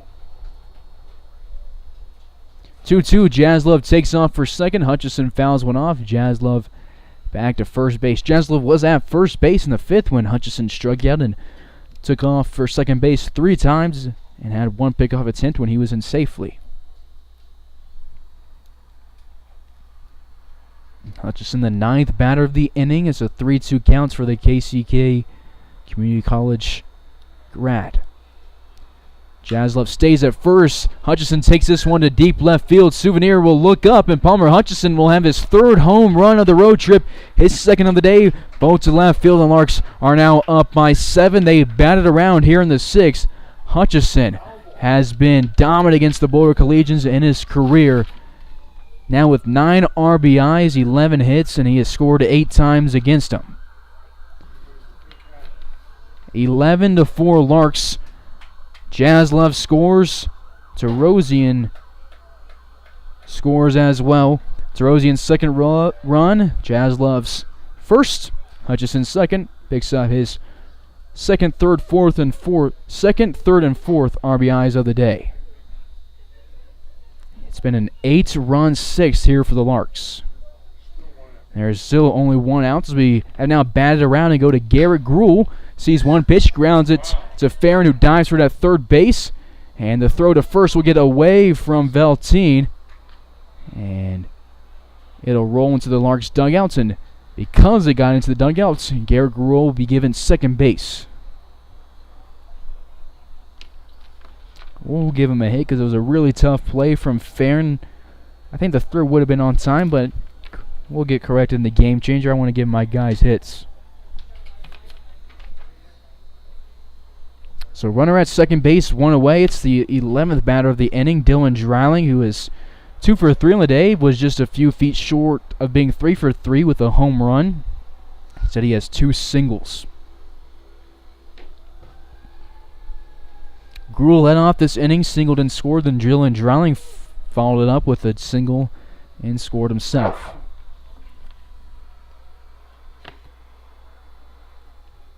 One 0 count to the Tennessee commits via Hayes High School.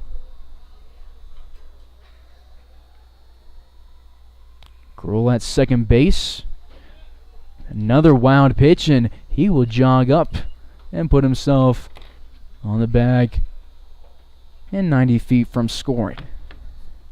Been a tough inning for the Collegians, to say the least. Well, that just keeps going on and on for him. 2-0 count under the lights here in Boulder. Dreiling swings at this one, loses his bat, and goes over the head of Cade Brown on the on-deck circle. And we'll get Dreiling a new chance to step back to the plates. Same bat, 2-1 counts. First time Dreiling's done that this season. He's seen Tyler LaRue do it 4 times, and Dreiling will step up to the box. No new pine tar, same gloves, and work with the 2-1 counts. Pitch from Silva misses outside. 3-1 goes the counts. Brown on deck. He was the first and only out of the inning, grounding out to Arumbala.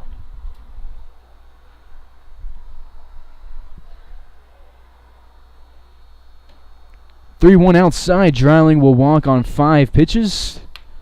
And the Larks have runners on the corners with still only 1 out. The first baseman, number 28, Cade Brown. Dreiling's 11th walk this season. His 20th as a Lark. The lone out of the inning comes to the plate, and he sends a ground or line drive down the left field line. It goes just foul of third base. Would have been an RBI single for the Oklahoma Sooner. Instead, he'll be working with an 0-1 count. Brown hitless today. He's 0 for 3, reaching on a fielder's choice, and has a couple of ground outs to the shortstop.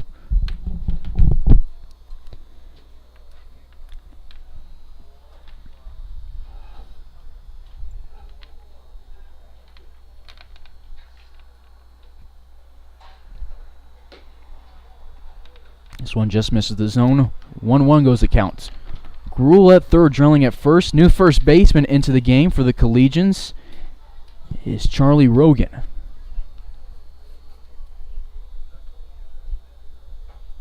Evans on deck. Lugard in the hole for Hayes. The 1-1 delivery to Brown. Above the letters, 2-1.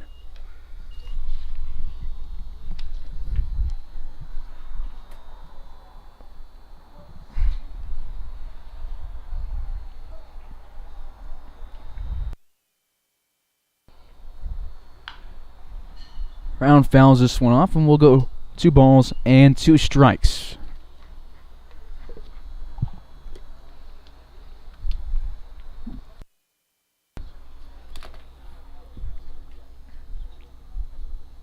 Dreiling been aboard now twice in this inning. Same with Garrett Gruel. They've combined for 3 hits and a walk here in the 6th.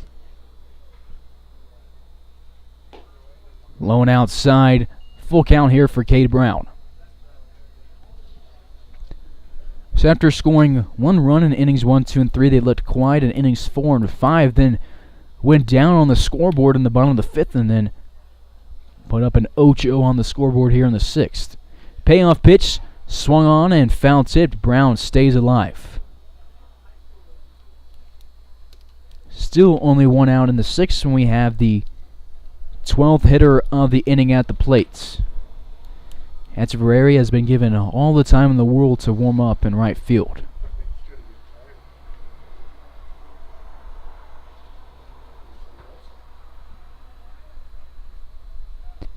Payoff pitch number 2 is going to be fouled off again, and Brown works the pitch count to Silva.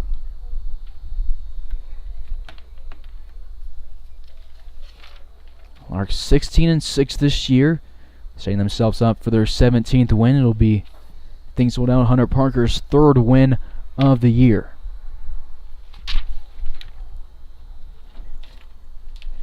And if he gets the win, would be win number 7 as a Lark. He is currently 6-1 in 2 years as a Lark. Brown watches one, and it'll be go down on strikes on the 3rd payoff pitch, just the way Palmer Hutchison ended the 5th inning, as Brown will be outs 1 and 2 on the 7th. How often does that happen, that you're the 1st and 2nd out of an inning because your team just puts up a lot of production between your 2 at-bats? 2 away, runners on the corners for Brady Evans. He's 0 for 2 with a walk and a run scored. That was in this inning. Sends one up the middle. Narumbula will move left and record a basket catch and leave Gruel at 3rd. Larks score 8 in the 6th. Lead Drouling at 1st, Gruel at 3rd, and will take a 7-run lead to the bottom of the 6th.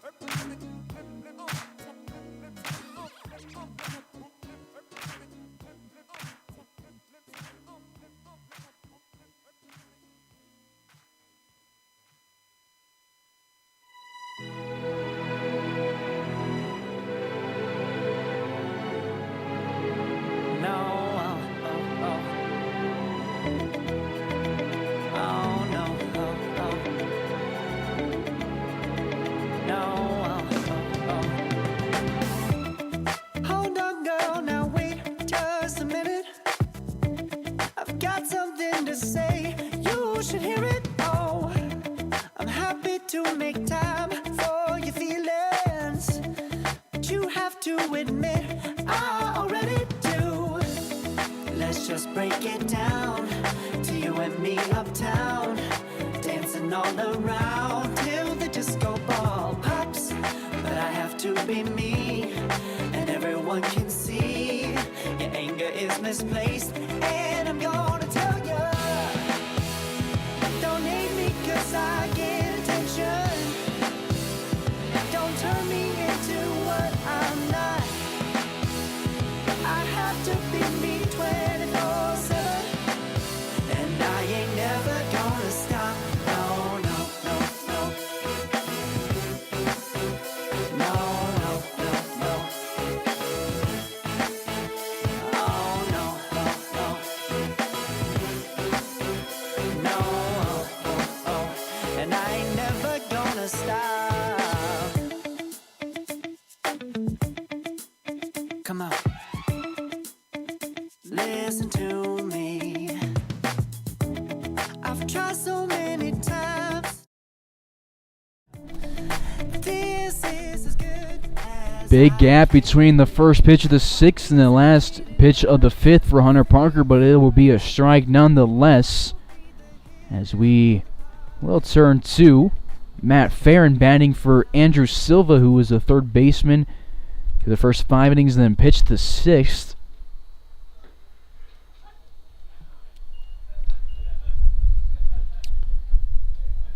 Silva will finish his day 0 for 1 with a walk and a strikeout. 0-2 counts. Parker throws 2 strikes to start things off and will go from the windup looking for the 3rd, and we will catch the high outside corner. Strikeout back-to-back guys, but a big gap between them. One looking, one swinging. One away in the bottom of the 6th base is empty for Derek Woolwine, the DH. He's walked twice today. Woolwine. Parker left him at third in the second and third again in the fourth. Made sure the bases were left loaded in the fourth inning and then only faced 4 in the fifth.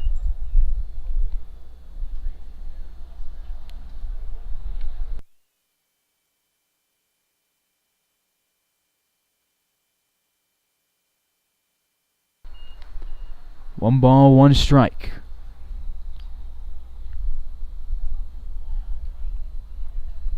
Fifth strikeout of the day for Parker, his 25th of the season. 1-2, swing and a miss, good pitch from Parker. Parker now, the team leader in strikeouts, is one ahead of Cam Walton. 1-2 home, he throws a heater low, 2 balls, 2 strikes.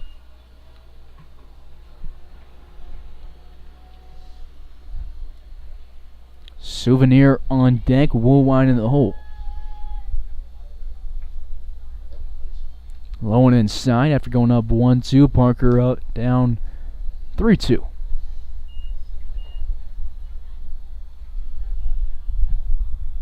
Three balls, 2 strikes. The DH out of Northeast Community College, and he will walk on the payoff pitch. His third walk of the day. Hunter Parker came into this game with only 4 walks in the season, and Woolwine has almost doubled it just by himself. One out base runner. In the second half of the 6th inning, we're at the bottom of the order. Dylan Souvenir, who broke the game open for the Collegians with a 2 RBI single in the second, and will get his second hit of the day. Woolwine heads for a third. The throw to Hutchison not in time, and then on the throw, Souvenir moves into second base. He is 3 for 3 today with 3 singles. 2 in scoring position with 1 out in the bottom of the 6th. Hayes up by 7. Not sure when the Larks will turn to Echeverria. He's been standing in the pen for a while.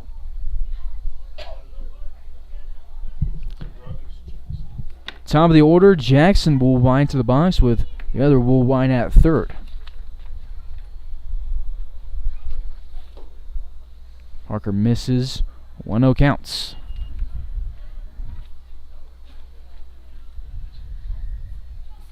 Every single Lark except Cade Brown has scored. I said it was just Austin Jaslove in the last inning, but that is untrue. Brady Evans loses the ball as it gets stuck in the wiring backstop. The run will score. It is now an 11-5 ball game. Brady Evans was looking around for it, and people were yelling that it was stuck perfectly in the wire.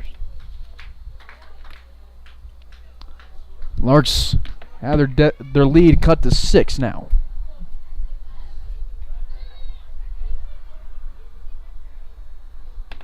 Parker from the windup, the 1-0 home in his longest outing of the season, will miss the letters 2 balls, no strikes.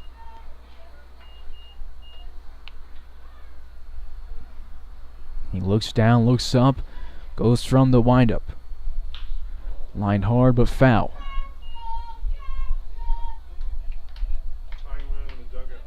Woolwine 0 for 3 on the day with a ground out, a strikeout, and then he reached on a fielder's choice in the 4th. He's a lone guy in the top 6 of the order to not score or drive in a run. He will walk. I said 2-1 was the count. That's my mistake. It was 3-1, and he will reach. Second baseman, number 7, Nico Artito. And I think that's going to be it for Hunter Parker as Keith Harper comes out of the dugout and will have a chat with a fellow Tiger alumni.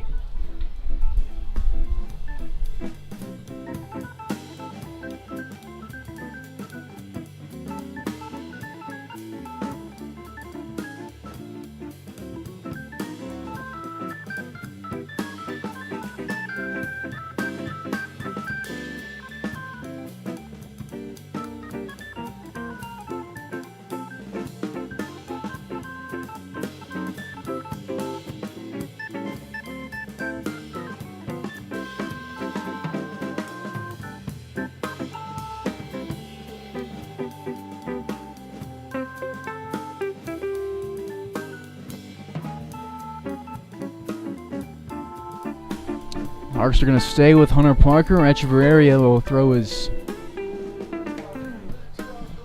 80th warm-up pitch in the bullpen as Parker has runners on the corners with 1 out. He's already had 1 inning-ending double play. That was in the first, a 6-4-3 double play, but he will hit Hartoto on the first pitch of his at-bats, and he will load the bases.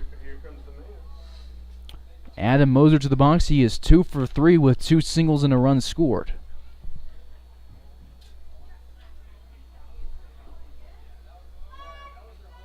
The center fielder, number 9, Adam Moser. Moser to the 3-hole in the order. He has Velteen on deck, Pulowski in the hole.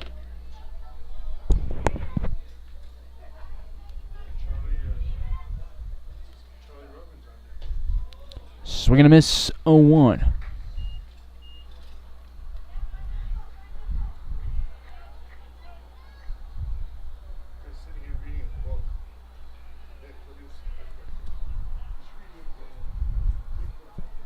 No balls and a strike. Parker from the windup. Breaking ball home for a second strike of the at-bat. Moser down 0-2 looking.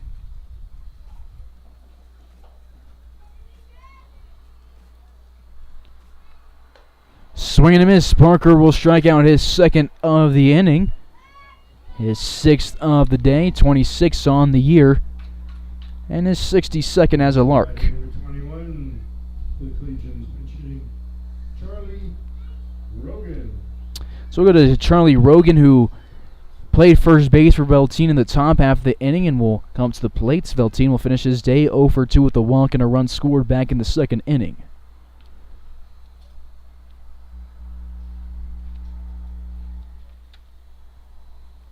Parker's already left the bases loaded once. That was in the 4th inning where he faced 6 guys and kept them off the scoreboard.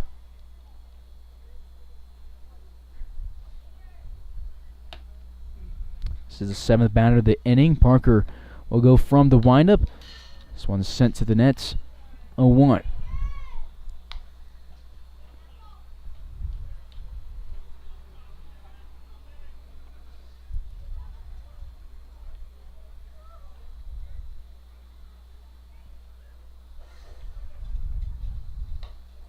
Outside, 1 ball, 1 strike.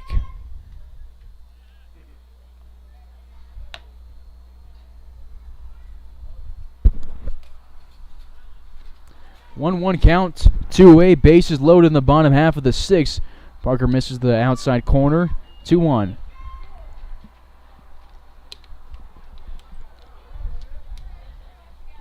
Due for the Larks in the 7th. Lukart, Rice, Tarosian. That's the same order that led off the 5th. Swing and a miss, 2 balls, 2 strikes. Larks up by 6. Each team has scored in this inning. They've combined for 9 runs, but unfortunately for the Collegians, the Larks have 8 of those, and Parker will strike out all 3 outs here in the 6th and leave the bases loaded for the 2nd time today. Boulder has now left 8 on. They cut the deficit down to 6 as we move to the 7th. Larks up 11-5 here in Boulder.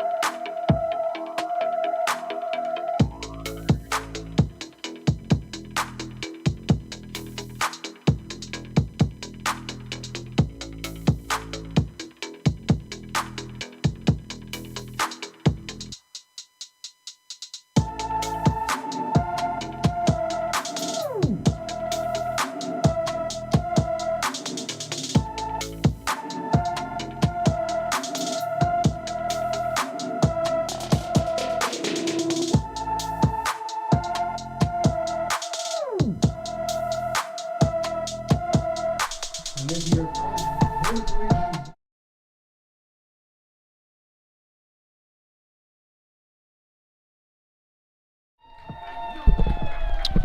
Top of the 7th. 8th pitcher of the game for the Boulder Collegians. It'll be Ernie Arumbala moving in from shortstop, and he'll phase Braden Lukart and get a swing and a miss on the first pitch. 0-1 goes the counts. So he moves in from shortstop. Hartauto goes from second to short, and into the game, making her debut of the summer from the way of Australia, is Louisa Gauchi, the only female on the roster for the Collegians. Cool moment for that, her way of breaking in and making a way here out in Colorado.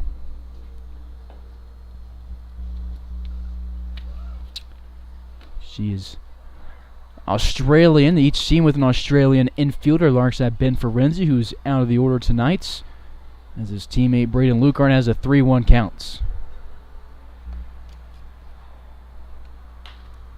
Pop fly goes out of play over to the left side and will go 3-2. Arumbala listed on the Collegians roster as an infielder, but he will be on the bump.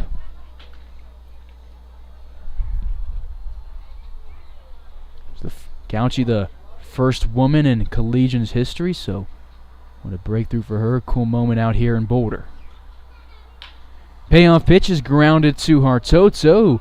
Takes it off a nice bounce and throws Lukart down at first base. We'll send it around the horn, as Lukart is now 1 for 4 with a run scored. Tanner Rice to the box. He is 0 for 1 with a couple of walks and a run scored. 8 different Larks scored in the 6th inning. Cade Brown, the only Lark to not score in that 6th inning.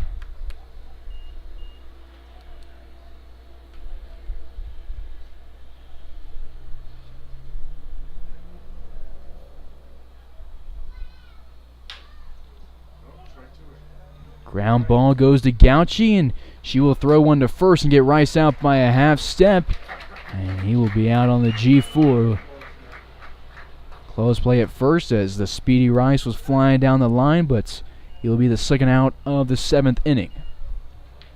It was a long 6th inning in Boulder. Larks brought 13 to the plates. Boulder brought 7 to the plates. We're finally on the 7th, and there's 2 away for Arumbala on the mound as Rosian comes to the box. Reaching his last 3 plate appearances off a single, a walk, and a fielder's choice. He scored in innings 3 and 6 and drove in a run back in inning number 6. Check swing and misses the zone. 1-1. Rosian now with 6 career runs against the Collegians and 8 plate appearances. Actually, 7 at-bats, way more than that plate appearances, because he's walked 3 times against them. Reaches low for 1, sends it into right field, and Woolwine moves in front of the 3:45 marker in right center of the Larks after bringing 13 to the plate in the 7th, or in the 6th. Go in order here in the 7th inning, and we'll take a 6-run lead to the 7th inning stretch here in Boulder. Okay, everybody, it's time for the 7th inning stretch.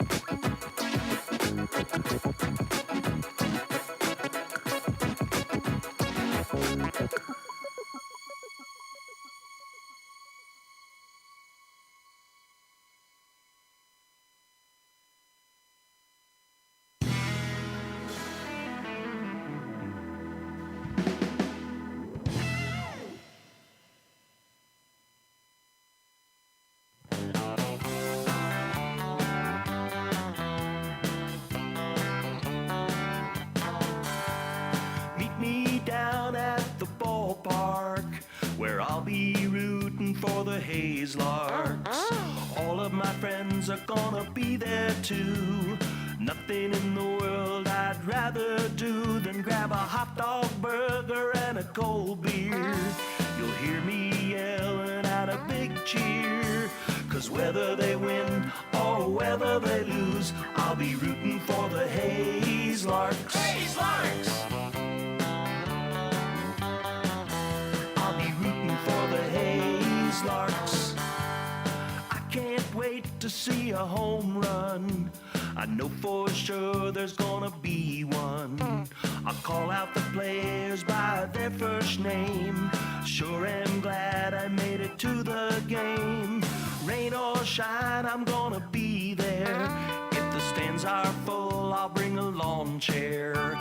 So join me down at the old ballpark. I'll be rooting for the Hayes Larks. Hayes Larks! So join me down at the old ballpark. I'll be rooting for the Hayes Larks. Hayes Larks!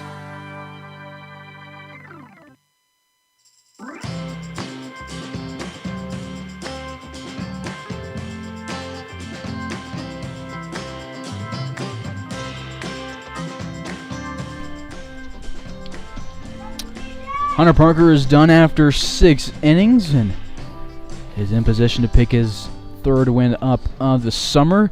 Chris Echeverria will take over on the mound and firing a first pitch fastball that misses the zone. 1-0 count here to Connor Pawlowski. Pawlowski 0 for 3 with a ground out, a fly out, and a strikeout. Drove in a run on his ground out in the 5th inning. Swing and a miss, good pitch from Echeverria. 1-1. This is Chris' 10th outing of the summer. He's thrown 15 and a third. He is 1-0. All of his appearances are in relief. He's given up 15 hits, 8 earned runs, 11 walks, 15 strikeouts. 1 ball, 2 strikes, nobody out, nobody on. Rumbula on deck, Farron in the hole. Swing and a miss, and Chris Echeverria will strike out the Larks' 3rd straight on the mound. The last 5 outs have come from strikeouts. There's one away. Collegians are down to their final 8 outs.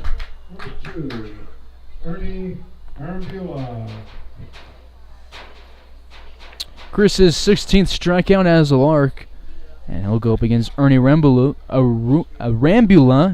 who was the shortstop through the first 6 innings and then pitched the 7th. Echeverria, via Arizona Western Community College, he's a Hadomero del Rey, Dominican Republic native. He will miss inside on a breaking pitch, 2-0. Chris's last outing was on Wednesday against Junction City, where he threw 2 innings and picked up his first and only win as a Lark. No earned runs, no hits, walked 2, struck out 2. This one at the knees of Arambula, 2-1.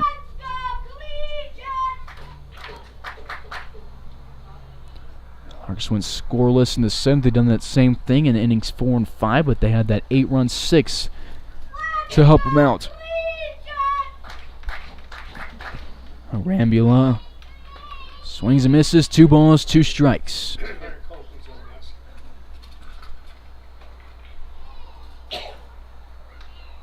Sun in the eyes of the defense creeping in, and I see it's Rosie holding his glove above his eyes for a second to give his eyes a break. Echeverria was shielding his eyes during warm-ups, and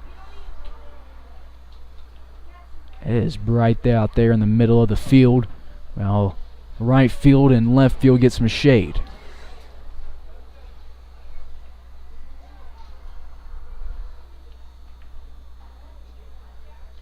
Two balls, 2 strikes, 1 away. Arambula 0 for his last 2 after walking the 2nd and scored the 2nd run of the day for Boulder. It's part of a 2-run second, and he works a full counts.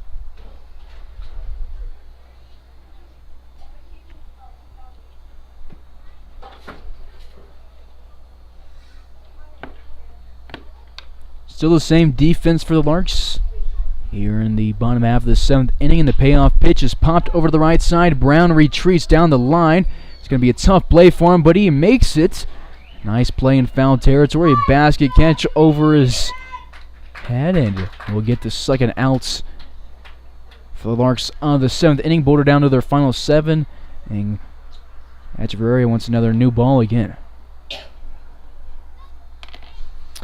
Chris made his debut for the Larks through a 1-2-3 ninth against the Batcats in Hayes, striking out the side, and since then he kind of had some struggles.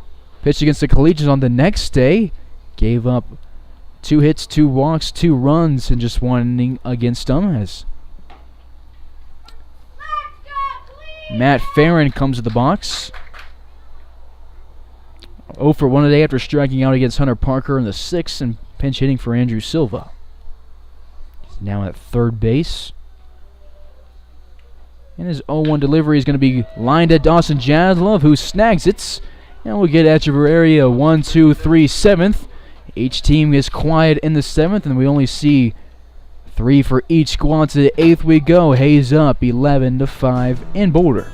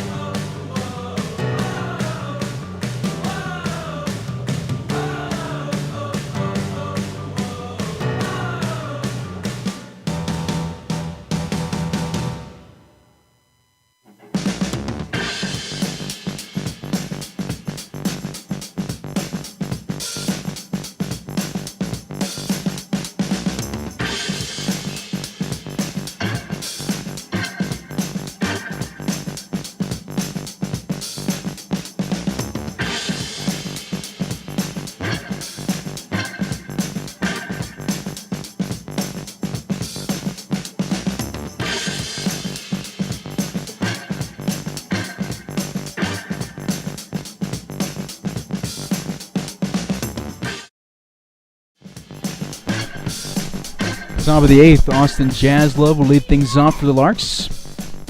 He's worked a productive day at the plate, driving in 2 and scoring 1. Has been aboard 2 times between innings 5 and 6.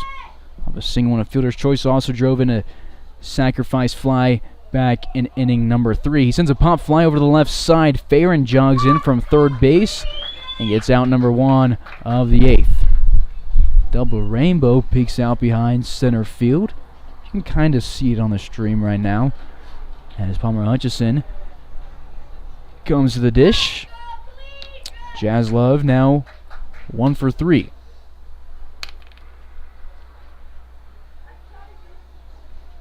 Hutchison 2 for 3 with 2 home runs, a walk, and a strikeout. 2 runs scored, 4 runs driven in.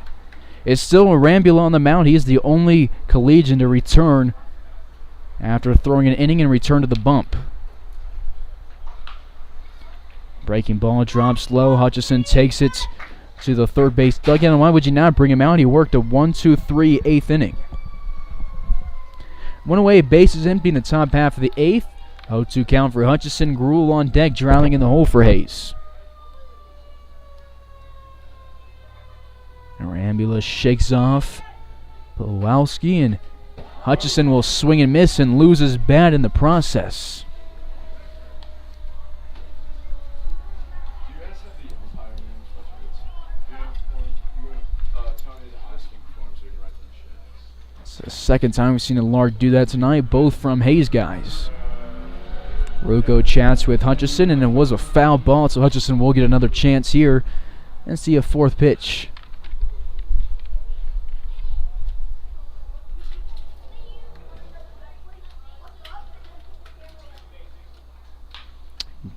Grounds this one to Gauchi, who takes a second, throws to first base, and Hutchison will barely be out at first.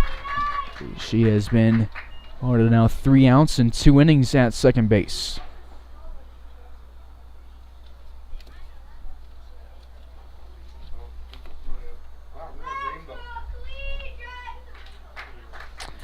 Two away for Garrett Gruel. Started out 0 for 2 with a strikeout, and then he lined into a double play. Since then, he picked up 2 hits in the 6th inning. This one will miss inside to the Region 2 Player of the Year.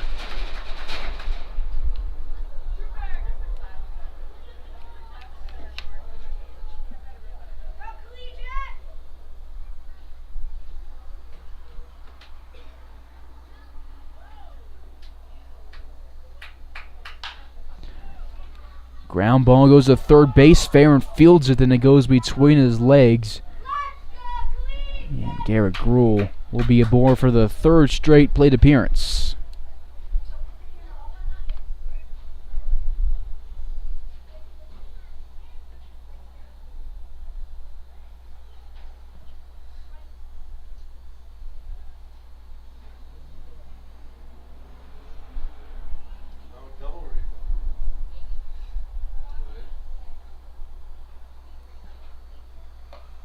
Two away, Dylan Dreiling watches this one miss outside. 1-0 counts.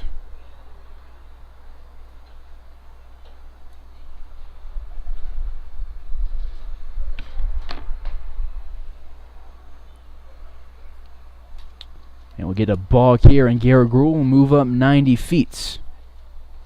First balk of the day for either squad, and Arambula will have a smile on the mound and have a runner at second.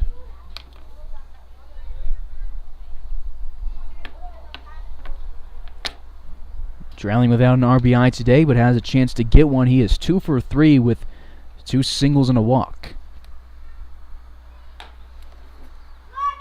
2-0 counts.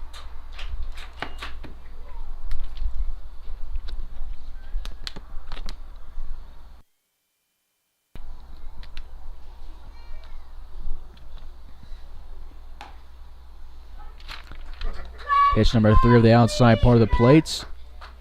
For a called strike.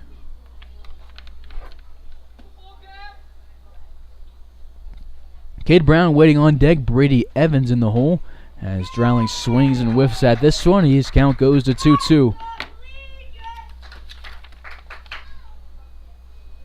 Dreiling 6 hits against Boulder this season. Was 4 for 4 against them on the 5th with 4 doubles, driving in 6 runs. 2-2 misses his own 3-2. Do for Boulder in the bottom half of the inning. Woolwine Souvenir, and then the other Woolwine. Derek and Jackson both due up. Payoff pitch will miss low, and Dreiling will walk for the 2nd straight plate appearance.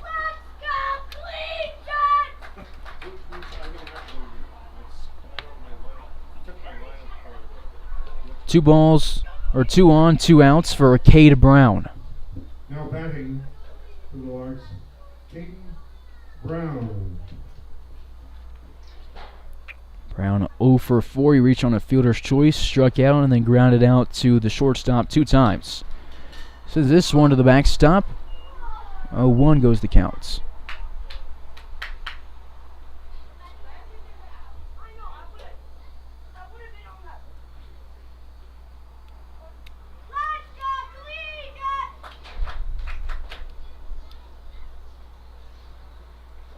This one will miss low. Runners stay where they're at because Pawlowski dropped forwards. Been a long game here after a quick 4 innings. The past 3 have really dragged on. Each team has scored. They've combined for 10 runs. Larks have 8 of those, and they're up by 6. 1-1 home. Brown sends it to the backstop. 1-2.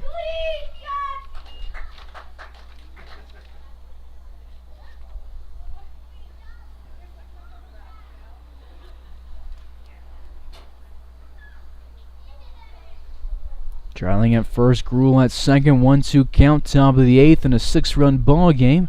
Arambula looks at Gruel, delivers home to Brown. This delivery's popped up. It's going to be fieldable for Velteen as he rolls down the first base line and gets it in his glove. And the Larks will leave 2 on in the 8th and go scoreless for the second straight inning.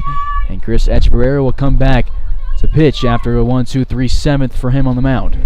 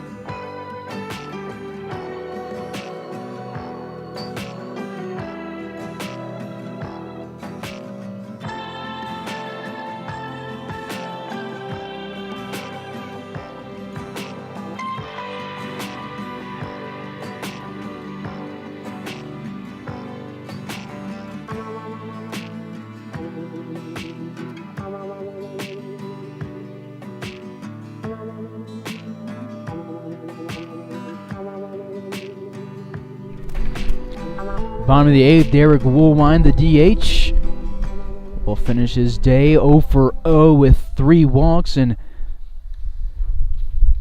Louisa Gauchi, the first woman in the Boulder Collegians history, will make her first at-bat as a collegian. Defense straight up for Echeverria on the mound. He worked a 1-2-3 7, striking out Powalski, and then got a couple of balls in the air. Got a fly on the line out. Gauchi calls time after Echeverria takes his time. Echeverria just sticks his hands up. He's like, yeah, I was taking my time, and has a smile and get back on the mound. Internationals matchup right here. Dominican Republic on the mound. Australia at the plate.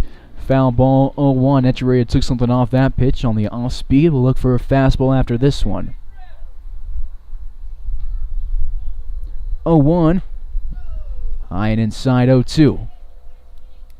He's taking the velo off here as Gauchi will be down 0-2.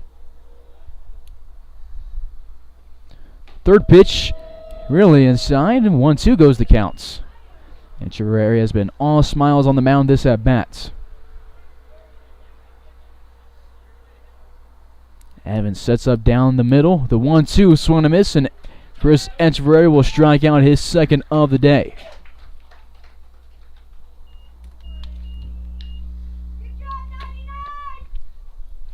Gauchi down on strikes. Chris's 17th punch out on the mound this year. Dylan Souvenir to the plate. He's had a really good day at the plate. He's 3 for 3 with a couple of RBIs. Boulder down to their final 5 outs. Echeverria shrugs off Evans and then gets this one. It just misses the zone. Couldn't believe he didn't get the call, and even Jack Terosian in center field held up his hands for a second in disbelief. Bottom of the 8th, 1 away. Base is empty for the bottom of the order. Same spot. It misses the zone. 2-0. Woolwine on deck. Hartoto in the hole.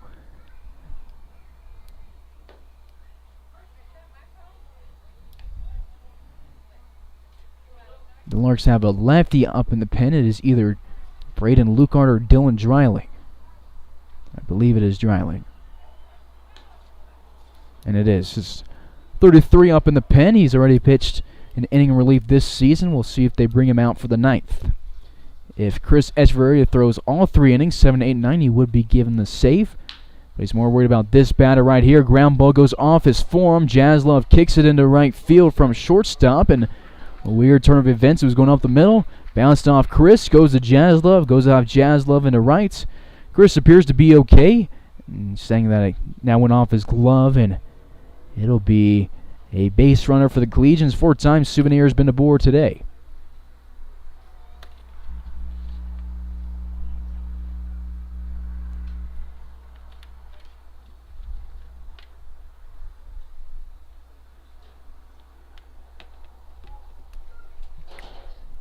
Jackson Woolwine at the plate. He is 0 for 3 with a walk. Check over at first, not in time.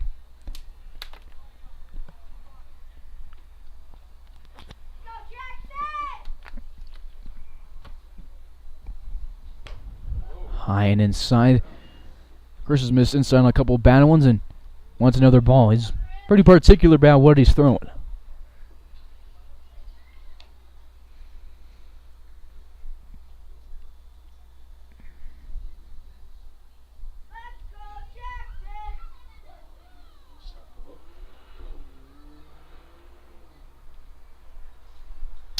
One 1-0 delivery. It'll miss low and outside. 2 balls, no strikes. Boulder 1, 2, 3 in the 7th. Chris Echeverria threw his first inning of the day. Parker threw 6, where all 5 runs scored. He's in position to pick up his 3rd win of the season. The Larks 17th of the summer. Before we get the 2-0 home, Chris wants to check over at the runner at first base.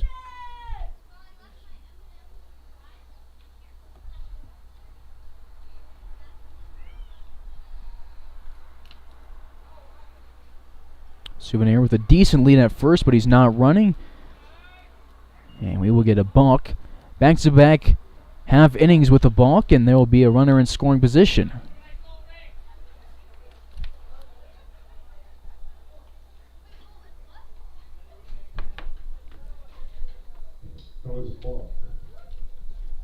Chris, a 5'11" freshman for Arizona Western. He made 12 appearances for the Matadors this year, 9 of them in relief.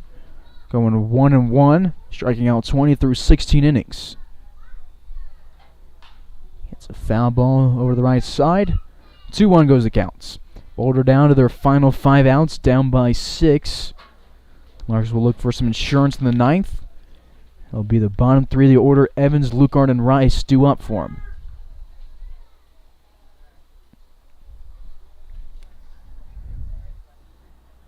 Two-1 home. Breaking ball breaks low, 3-1.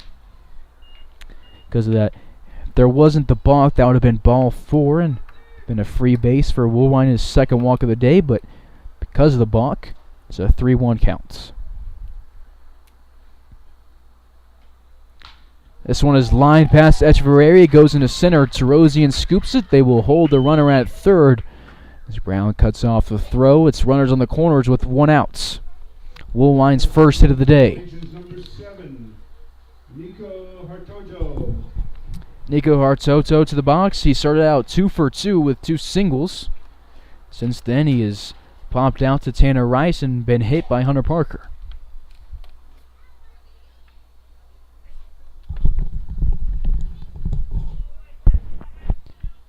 One away as Echeverria gets some encouragement from his dugout from pitching coach Keith Harper. The last time Harper made a mound visit with Chris, he brought in Larks outfielder Leo Geminian to translate. Leo, a 3-language speaker, English, Spanish, and French. And we will have an 0-1 count. Leo's dad from the Dominican Republic, but Leo grew up in St. Lo, France, and he will be missing about a week or so of action for the Larks when he goes to play for the French national team in the European Championships in about a week. Runner takes off for second. The throw goes over Jaslov's head. Tarosian throws to third, but Souvenir will be scoring from third. Will wind safe at third.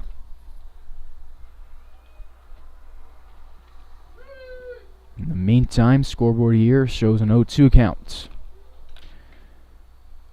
One away, runner at third.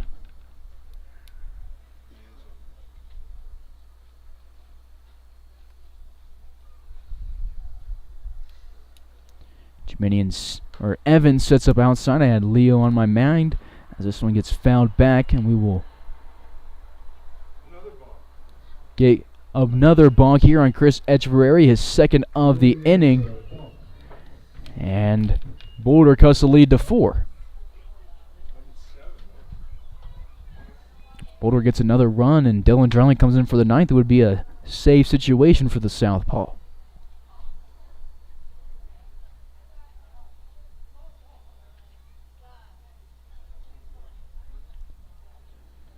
Umpire points down at first.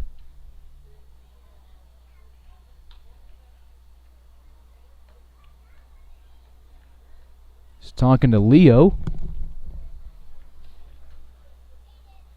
Now I'll confer with the other umpire. Not sure what that was about. I went silent for a second, but I couldn't hear what they were saying.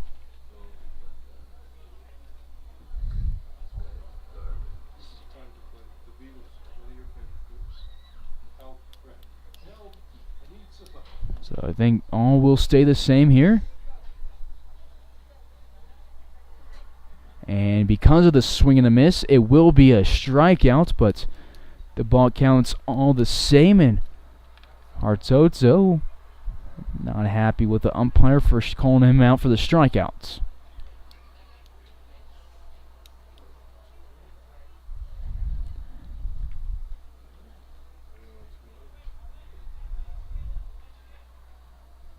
And so we'll give Chris his second strikeout of the inning, his third of the day. Weird moment here at the ballpark. Batting for the Collegians, the center fielder, number 9, Adam Mosier. Two-way for Adam Moser, who's 2 for 4 today with 2 singles. Double play and a strikeout. Chris with 3 strikeouts in his 5 outs. Now 18 on the season. 0-1 gets a nice pitch past Moser. No balls in a strike. 1 away. Or excuse me, 2 away. Fastball with some heat. Low and outside, 1 ball, 1 strike. Chris has some of the nastiest pitches on the team. Has velo, has movement. But especially early in the season has struggled with his location, but has smoothed it out in recent, but pitches like that, he put too much velocity on it and misses the zone. 1-2 count here to the center fielder via Eastern Oklahoma State.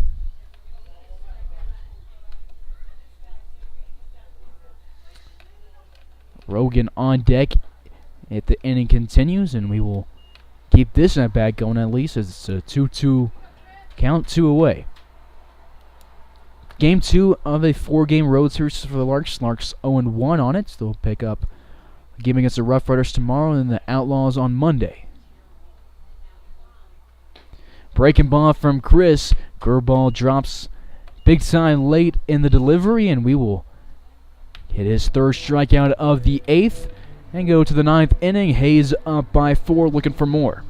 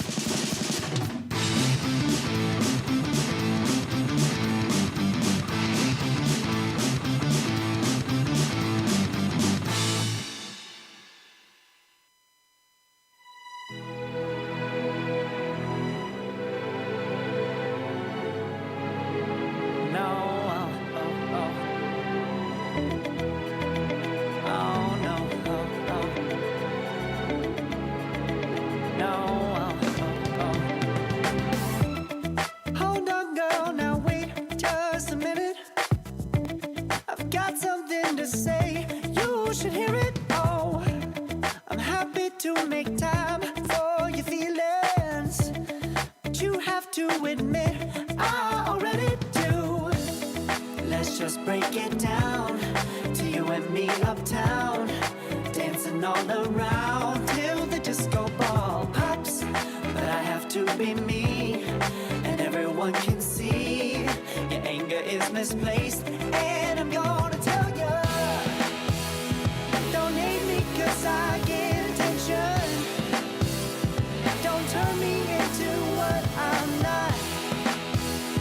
I have to be me 24/7, and I ain't never gonna stop. No, no, no, no. No, no, no, no. Oh, no, no, no. No, oh, oh, and I ain't never gonna stop. Come on.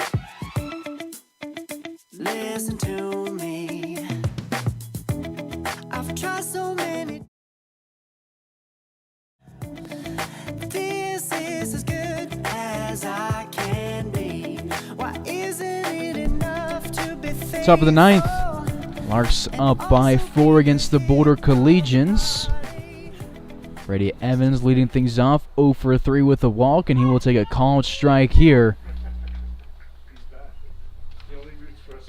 from Nico Hartozzo, ninth pitcher of the game for the Boulder Collegians. Moving in from shortstop. So they'll put Arumbala back at shortstop, and this ball goes to him. He tries to backhand on a slide on a tough play, and Brady Evans will reach on an infield single, his first hit of the ball game. Runner at first for Braden Lukart.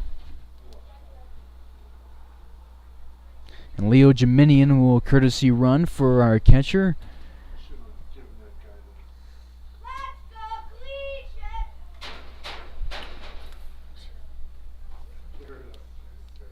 Nobody out. It's a runner at first here in the top of the ninth. Geminian's taken off on the first pitch. The throw down to second. Going to get away from Arumbala, and Geminian will steal another bag on the season.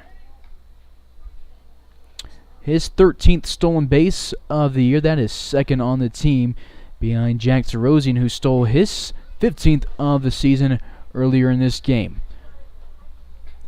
Lukard at the plate, 1 for 4 with a single and a run scored. He scored a run, just like 7 other Larks in that 6th inning. His ground ball goes under Arumbala, who dives forward. He'll have his second hit, and Geminian will score his second run for Brady Evans.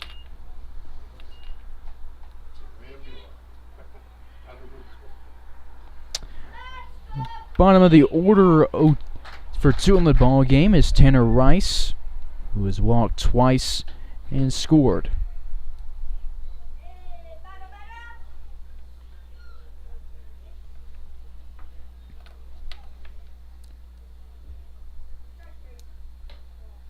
This one will miss outside 1-0. Tarosian on deck. Jaslov in the hole for the Larks. It'll be Tarosian's 6th plate appearance of the day as Rice pops this one. It drifts left, and so does the defense of the Collegians, and Farron gets the ball in foul territory here for the first out of the top of the ninth. A single from Evans, a single from Lukarts, and now a pump up takes us to Jack Tarosian, who has been aboard 3 times a day on a single, a walk, and a fielder's choice. Scored in the 6th, scored in the 3rd, drove in a run back in the 6th. Lukart at first base. He's not running as Tarosian sends this one into right center field. Well struck, but Moser moves back into the left, and we'll get Tarosian outs for the second outs of the 9th inning. First time Jack Tarosian's been out since the 7th, and before that he hadn't been out since the 1st inning. Larks up 12-7 now because of the single from Lukarts. Jaslov to the box. He has been aboard 2 times a day. Also has a sacrifice fly. He's driven in 2 and scored 1. Cade Brown, the lone Lark, to not score in the starting 9 except for Brady Evans, because Evans has been a run for by Leo Geminian, and Geminian has scored twice. 1-0 count to Jazz, looking for his first hit since the 5th inning. Sends this one to the Nets, a 1-1. Due for the Collegians in the bottom of the 9th. 4 through 6 hitters, Rogers, Pawalski, and Arambula.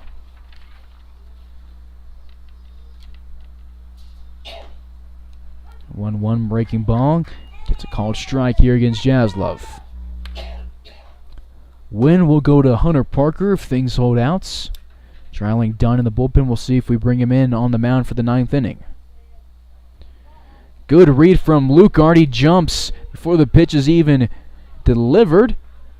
He will go from first to third, but be tagged out going to third as he slowed up instead of sliding at third base. And Jaslov will hit his second hit of the day. But Lukart's be not out number 2 now. They're saying he gets third base. And we'll have interference because Farron was in the line to third base without the ball. You can be in the line all you want if you have the ball in your mitts, but he didn't have it, and that's why Lukart didn't slide, so he will be safe at third base. Jaslov with 2 hits today, and the 9th inning continues. Jaslov at first, Lukart at third.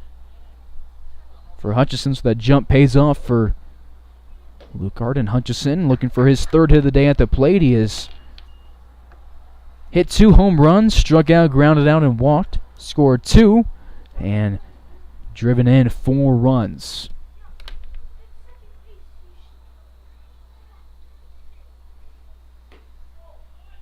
Let's go, 1-1 count here to Palmer Hutchison. Hutchison now has the team lead in RBIs, leapfrogging Tyler LaRue back in inning number 6. LaRue with 25 and an off day. He's played in just 1 more game than Hutchison coming into this one, but now they've each played 20, and Hutchison with the team lead in home runs and RBIs. This one will get to the backstop. Lukarts will score. And Jaslov will go to second. Hartoto not in any rush to get home, and the toss to him goes wild. Jaslov at second. Lukart scores the 13th run of the day for the Hayes Larks.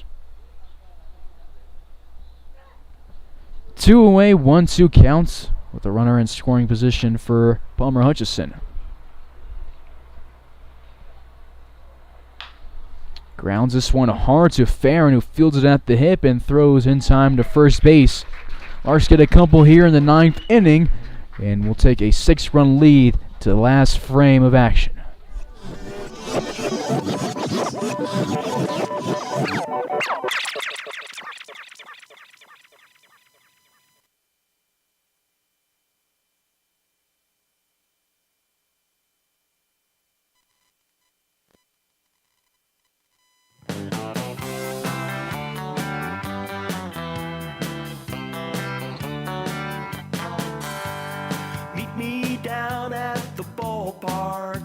Where I'll be rooting for the Hayes Larks. All of my friends are gonna be there too. Nothing in the world I'd rather do than grab a hot dog burger and a cold beer. You'll hear me yelling out a big cheer, 'cause whether they win or whether they lose, I'll be rooting for the Hayes Larks. Hayes Larks!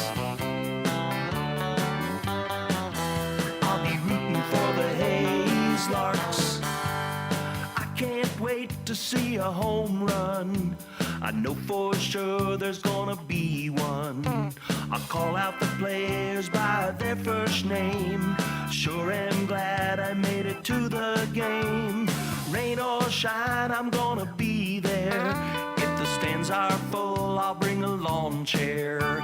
So join me down at the old ballpark. I'll be rooting for the Hayes Larks. Hayes Larks! So join me down at the old ballpark. I'll be rooting for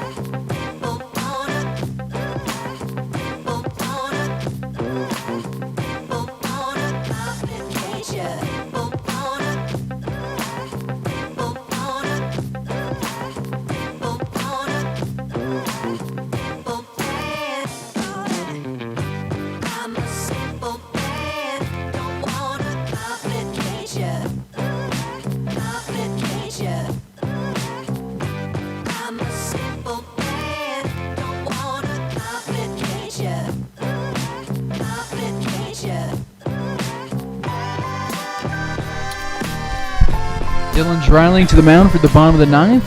Parker throws 6. Echeverria throws 2, and now the southpaw from Hayes High School will throw a first pitch strike here to Charlie Rogan. 0 for on the day. He struck out. Swinging against Hunter Parker is the last batter that's Fort Hays State's Tiger faced. 1-1 count here.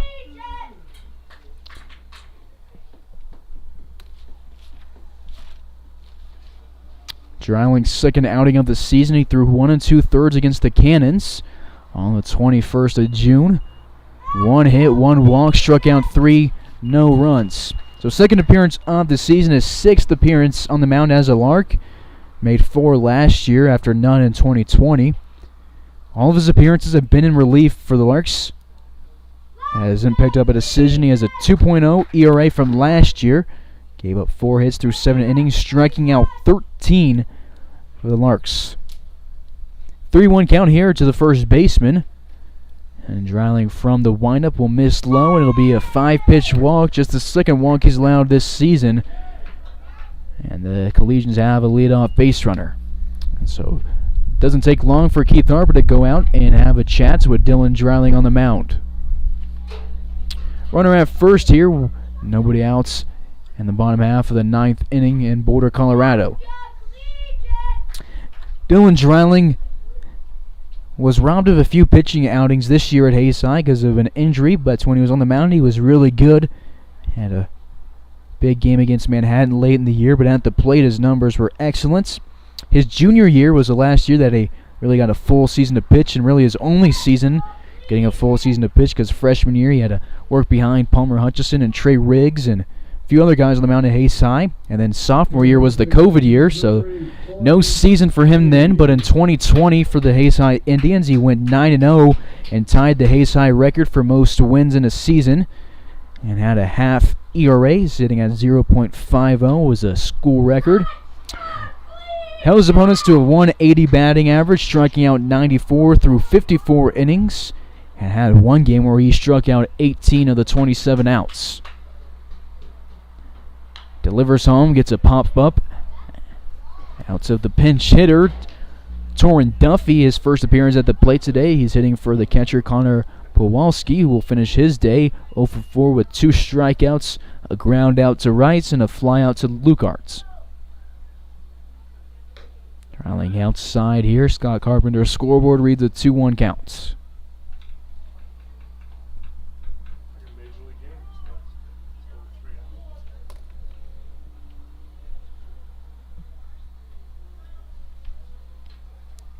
Two-one from Dreiling, and misses outside. Evans takes it off his glove. It rolls left, and it'll be a pass ball, but the runner at first stays at first.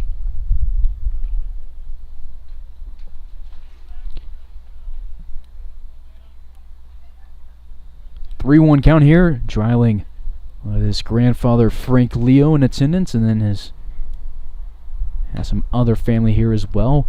And he will walk his second straight. 2 on, nobody out.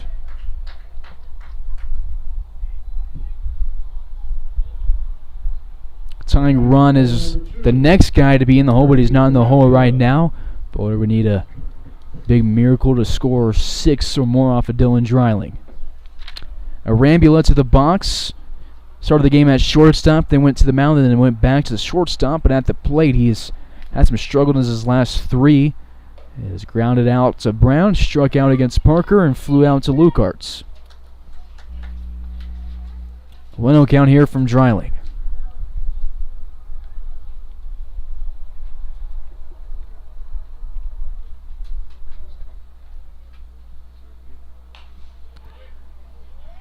Fly ball to the right side, out of play, 1-1. Dreiling faced 7 against the Cannons. Started off 3 of those guys with a first pitch strike. And all 3 of them that had a first pitch strike were out. 1-1 gets to the inside corner. Good pitch from Dreiling. 1-2 goes the counts.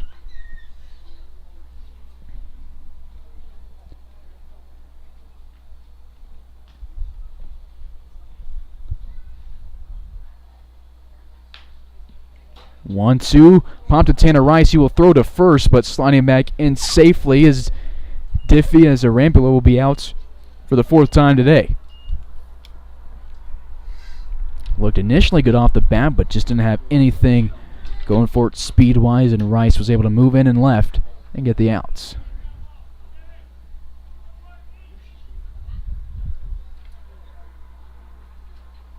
One away, 2 on in the bottom half of the 9th.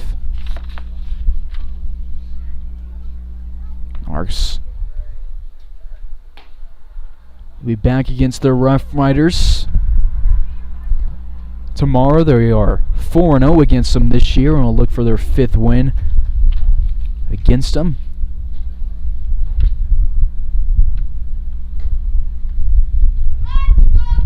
Be back in Wheat Ridge, Colorado for that game, and then on Monday in Colorado Springs to take on the Outlaws. Then back home on Tuesday with a day off. Wednesday will be in Dodge, and then have Thursday off, and then start a series at home and against the Colorado Springs Outlaws. 3 games against them. And really, we will go to the Kansas Cannons one time, but everything after next Wednesday, except for that Cannons game, is going to be at Larks Park. It's going to be a lot of games at home in front of the home crowd, and that'll be good for the team. Always the energy from the fans helps us out big time, and we were missing it yesterday. 2-1 delivery. It's a check swing, but it won't matter. Dryling's in the zone. 2-2 counts.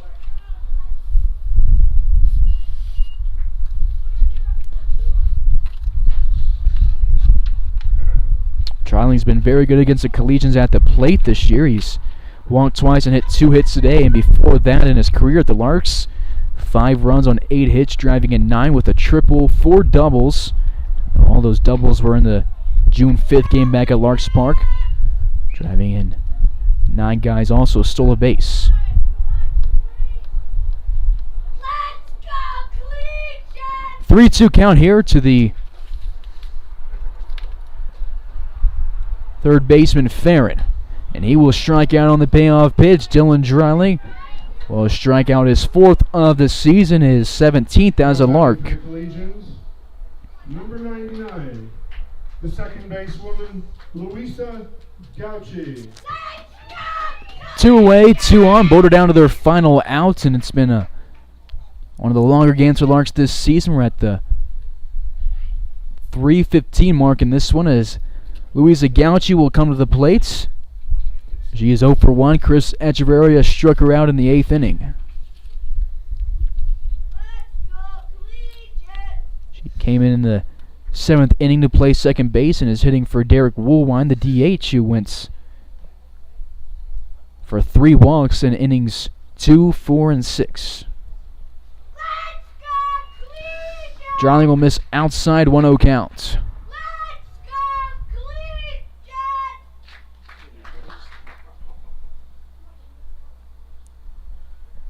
Dryling sets up, delivers home, a heater, catches the zone. 1 ball and a strike here to the Australian second baseman. Let's go,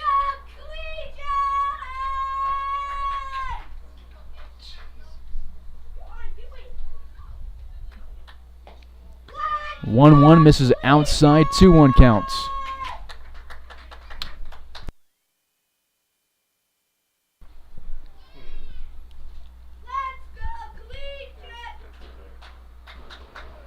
Two balls and a strike. Dryling, the Tennessee commit, sets up. Gets a fastball over the outside part of the plate now, and Boulder's down to their final strike. 2 balls, 2 strikes. Dryling, the Kansas 5A Player of the Year in 2022 and 2021. Western Athletic Conference Player of the Year the same 2 years. Going to get the final strike and end the ball game. But Gauchi will call time before he can throw it.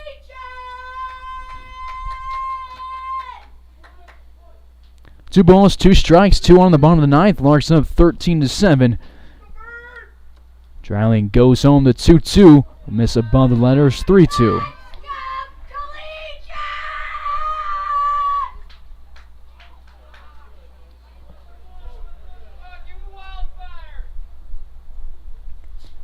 Payoff pitch. Dryling's already thrown one of those this inning. It's 3-2.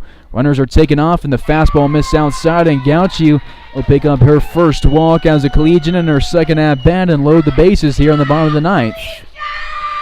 Tying run in the hole, Dreiling with a strikeout to pop up and 3 walks. Number 1, Dylan Souvenir.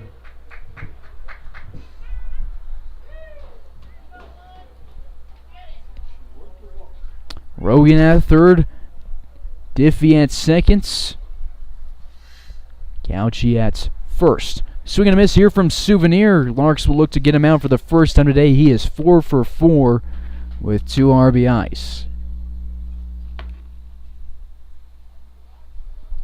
Dreiling gets the sign from Evans, gets his grip, and delivers the 0-1 home. Check swing, but he went around. 0-2 goes the count. Boulder again down to their final strike.